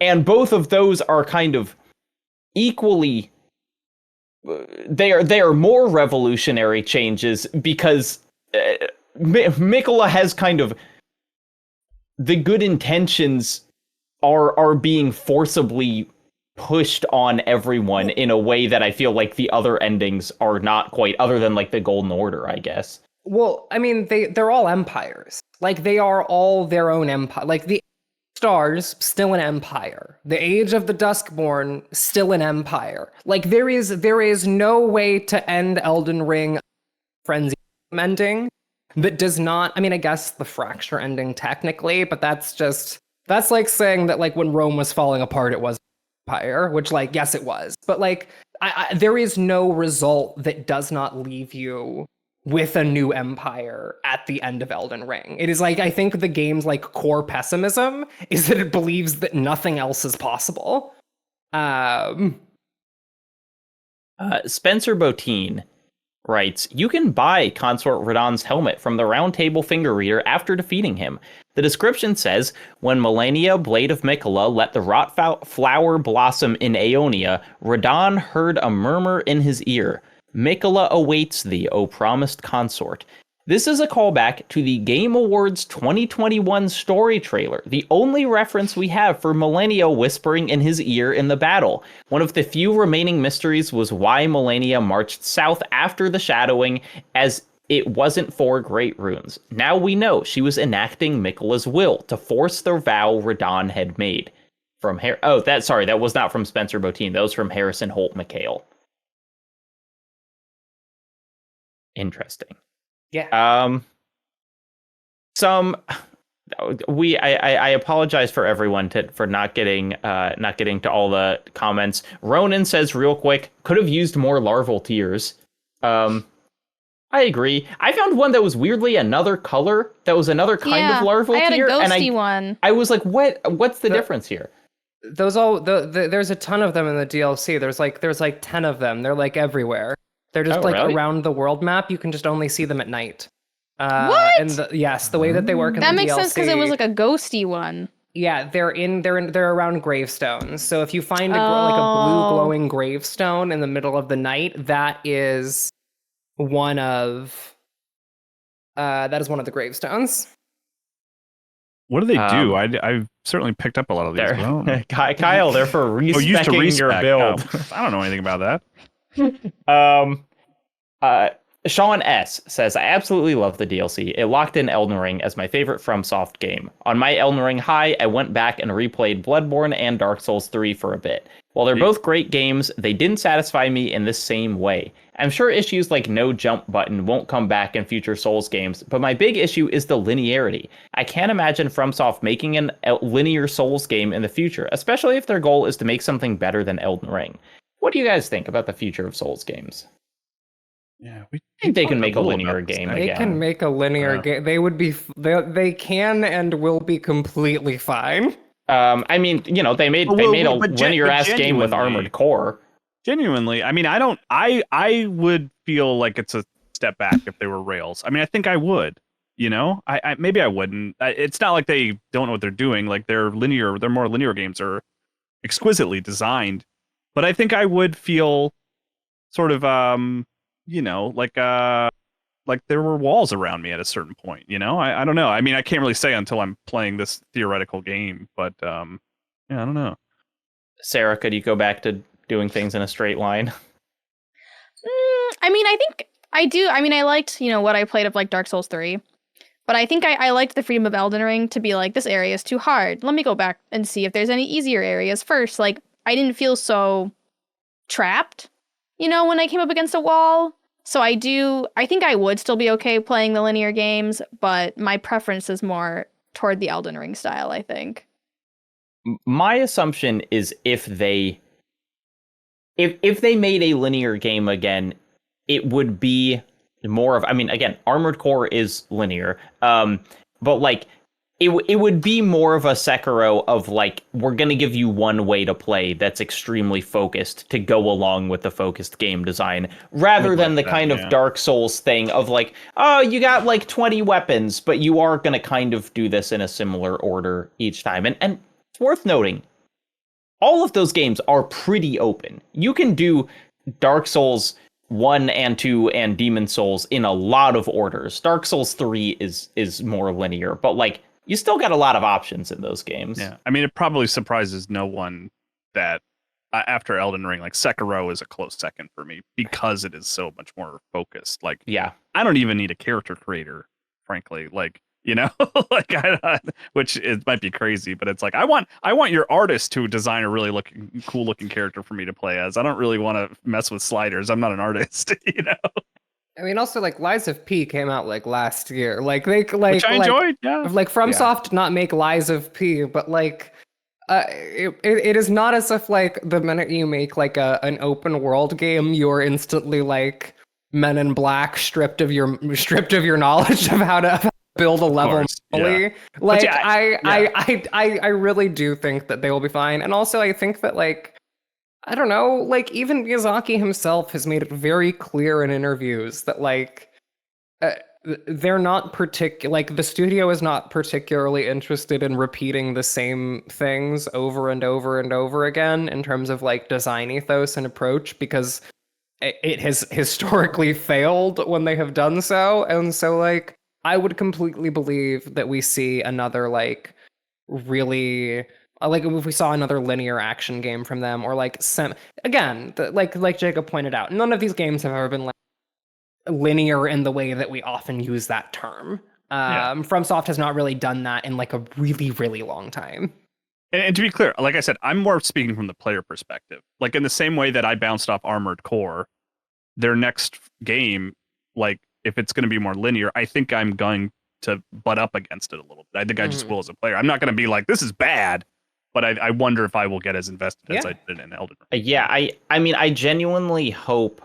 I think part of the weird review backlash to this DLC, it just comes from the fact that there are way more people playing this game than have played other FromSoft games. Even very popular games like Dark Souls 3 did not have near this level of player base. And so I hope, and I have faith, but like I want them to keep being able to make their strange, not particularly audience focused decisions. But that is, like that does change when suddenly you have 40 million people playing your game. I do want them to understand that I don't know what I want. Yeah, exactly. I people will ask me a lot because I love Zelda so much. Like, what do you want from Zelda? And I'm like, whatever Nintendo comes up with, because like I don't really want to dictate direction necessarily or tell them the things I like so that they can repeat them. You know what I mean? I wouldn't have gotten Breath of the Wild that way. Yeah. So don't. You guys do what you know how to do, and don't worry about my feedback. I would be sad to not read. We've moved past it a little bit in our discussion, but I thought this was a really cool comment from Bon John Bovey. And yes, I did say that correctly. Throughout the DLC, I kept noticing instances of characters being abandoned by someone near to them, like a parent or sibling, to disastrous effect. Mesmer is abandoned by Marika and continues his crusade indefinitely. Medir is abandoned by the Greater Will and deceives the world through the creation of the Golden Order. Saint Trina is abandoned by Mikola, which causes him to pursue an age of compassion without love. Mikola has also seemingly abandoned his sister Millennia to wait in the rotting Haligtree while he ascends to godhood with Radahn. Is there anything to this theme beyond just making me feel kind of sad? It seems way too ever-present to be unintentional. I mean, this is why I abandoned every NPC. When I couldn't find them, I just forgot about them. I was just being thematically consistent with the rest of the game. That was what I was doing there. I do think, like, searching for... I think everyone also kind of is abandoned by the world in these games, and, like, so many of the NPCs are, like, searching for... I mean, it goes back to, like, Solaire in Dark Souls 1, of, like, searching for something in a world that is refusing to give it to them is just such a compelling narrative. It's abandonment, but it's also like instrumentalization, which I think is like an important distinction, which is like all of these characters are abandoned, yes, but specifically abandoned after being used as tools. I think one of the really interesting like pairings in terms of like if you look at like the demigod sibling pairings, there's like they're grouped pretty specifically, and of Marika and Radagon's kids, there were 4 of them: Mikola, Melania, Mesmer, and Melina. One of the interesting things there is that like Mesmer and Melina each are emblematic of different understandings of flame, and specifically ways that like fire can like you can think about like fire in relation to Empire. So like Melina is like flame as kindling, flame as fuel, something that like keeps you going and like has to be burnt up in order to like maintain and keep the world going, right? Mesmer is like cleansing, purging flame. Both of them are like framed as solutions to problems or tools with which like the Empire can like reassert itself. Every single demigod gets framed at some point as the thing through which Empire can reestablish and reassert itself. They try to do it, they fail, and are abandoned. It is like every single character in this game's inevitable fate. And with that, I think we might be done talking about Shadow of the Erdtree. Is there anything that we've missed that y'all are dying to get to? Oh, Christian I mean, I guess Jimenez says Rolana's model doesn't have a face. That's kind of crazy, right? Ain't nothing under that helmet. Alone. Sarah, I'm sorry. What were you gonna say? It's like I went into this DLC and I had like a series of questions that I wanted answered. Right, one was like, "What's up with the fingers?" And then my other one was like, "Where did Marika come from?" Right? Because it said that she came from the Shadowlands. And I just think the craziest thing is, first of all, that they told us. They showed us where she came from. They showed us her home. And then they said she was going to get shoved into a pot. Yeah. And yeah, I would ascend to godhood too if my other option was getting like beaten into a pulp and put into a pot. Like, I don't know. Like, that to me is just one of like the wildest realizations that I had with this game. Because I mean, obviously, she went on to do a bunch of stuff, but I'm like, and it started because she just lived really close to like Finger Mommy, and she was gonna get put into a pot? Yeah, like the subjugated other reproduces the Empire that destroyed them. Like regrettably, the wheel of history turns. Kyle, you have any final thoughts to leave us with? Nature of Empire, Wheel of History, any of that? No, embarrassingly, I'm sorry I don't have a lot to give like feedback to offer on like the themes of the story and stuff, because these games are just like all games plural, I guess I should say Elden Ring in particular, is just so much about existing in that world as like someone who doesn't really understand what's happening. Like I like experiencing the game that way. Like I'm just in a strange place where every corner is just something weird and crazy that I don't know what to do with. It becomes almost like a horror experience in that way for me. And I kind of, and it's like, it's a corner, it's like, something I don't understand. And then you pick up an item and you're like, it still doesn't make any sense. Something I won't use or engage with. But, yeah, it's one of those things where it's like the story sounds really interesting, but it's just like, it's a level of like a commitment that I never feel compelled to explore. They're teasing some kind of show, right? Supposedly, I'll watch that. That's where I'll get all this. God, I'm sure it'll be terrible. I'm sure it'll be terrible. But yeah, I just like I love the DLC because it was just, I mean, it's the most boring feedback, but it's just like it's more Elden Ring. It was just this opportunity to explore this whole new world And there was some like the dancing lion boss was maybe one of my favorite Elden Ring bosses, like period, just because of their design and things like that. And like coming away from this discussion, I have a couple more things I want to go tackle now, which is exciting. So yeah.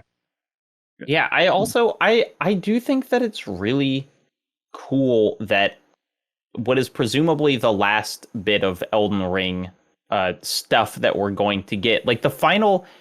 If you think back to like what happens at the end of the Dark Souls 3 DLC, it is this like almost unbelievably grand, like the world dies and is reborn. And the end of this is like not that. It's pretty quiet in that you find out this thing that Miquella was like going to do and didn't. And it just kind of ends. And it's like I was kind of surprised by it on my first playthrough, and the more I think about it, the more I like it as this kind of like ignoble end to the game after, you know, the grandest of all possible boss fights finishes it. Yeah, I broadly agree. I think I think the fact that they did not add a new ending for the DLC is one of the bolder choices that FromSoft has made in recent memory. And I think it was the correct decision to make. Like, I do think that, like, you know, normally they add in DLC specific endings. You know, Scholar of the First Sin and Dark Souls 2 added that game's, like, I think most thematically resonant ending. I think they did the same in like you said, Jacob, Dark Souls 3 adds the DLC adds the game's most thematically significant. I mean, the DLC ending. adds like the franchise's ending. and honestly, I think that is what Shadow of the Erdtree is too. But like, it is doing it in a way that like feels like a thematic capstone as opposed to a literal narrative lore capstone. It really does feel like FromSoft was like, yeah, we just decided not to answer any of the questions y'all were asking and chose to answer our own set of questions that we were personally interested in. And all of them have to do with like, how do these like narrative like threads resolve in like interesting and like satisfying places.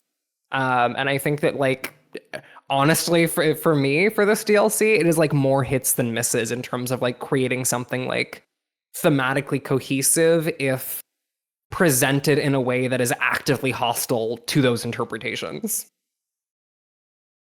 And that's it, everyone. Thank you for joining us on the deepest dive for Elden Ring Shadow of the Erdtree. We did it. They said you can't get 4 people from MinnMax and the MinnMax extended family that can beat Elden Ring Shadow of the Erdtree, but we proved them all wrong, and we'll argue for this game in the 210s at the end of the year.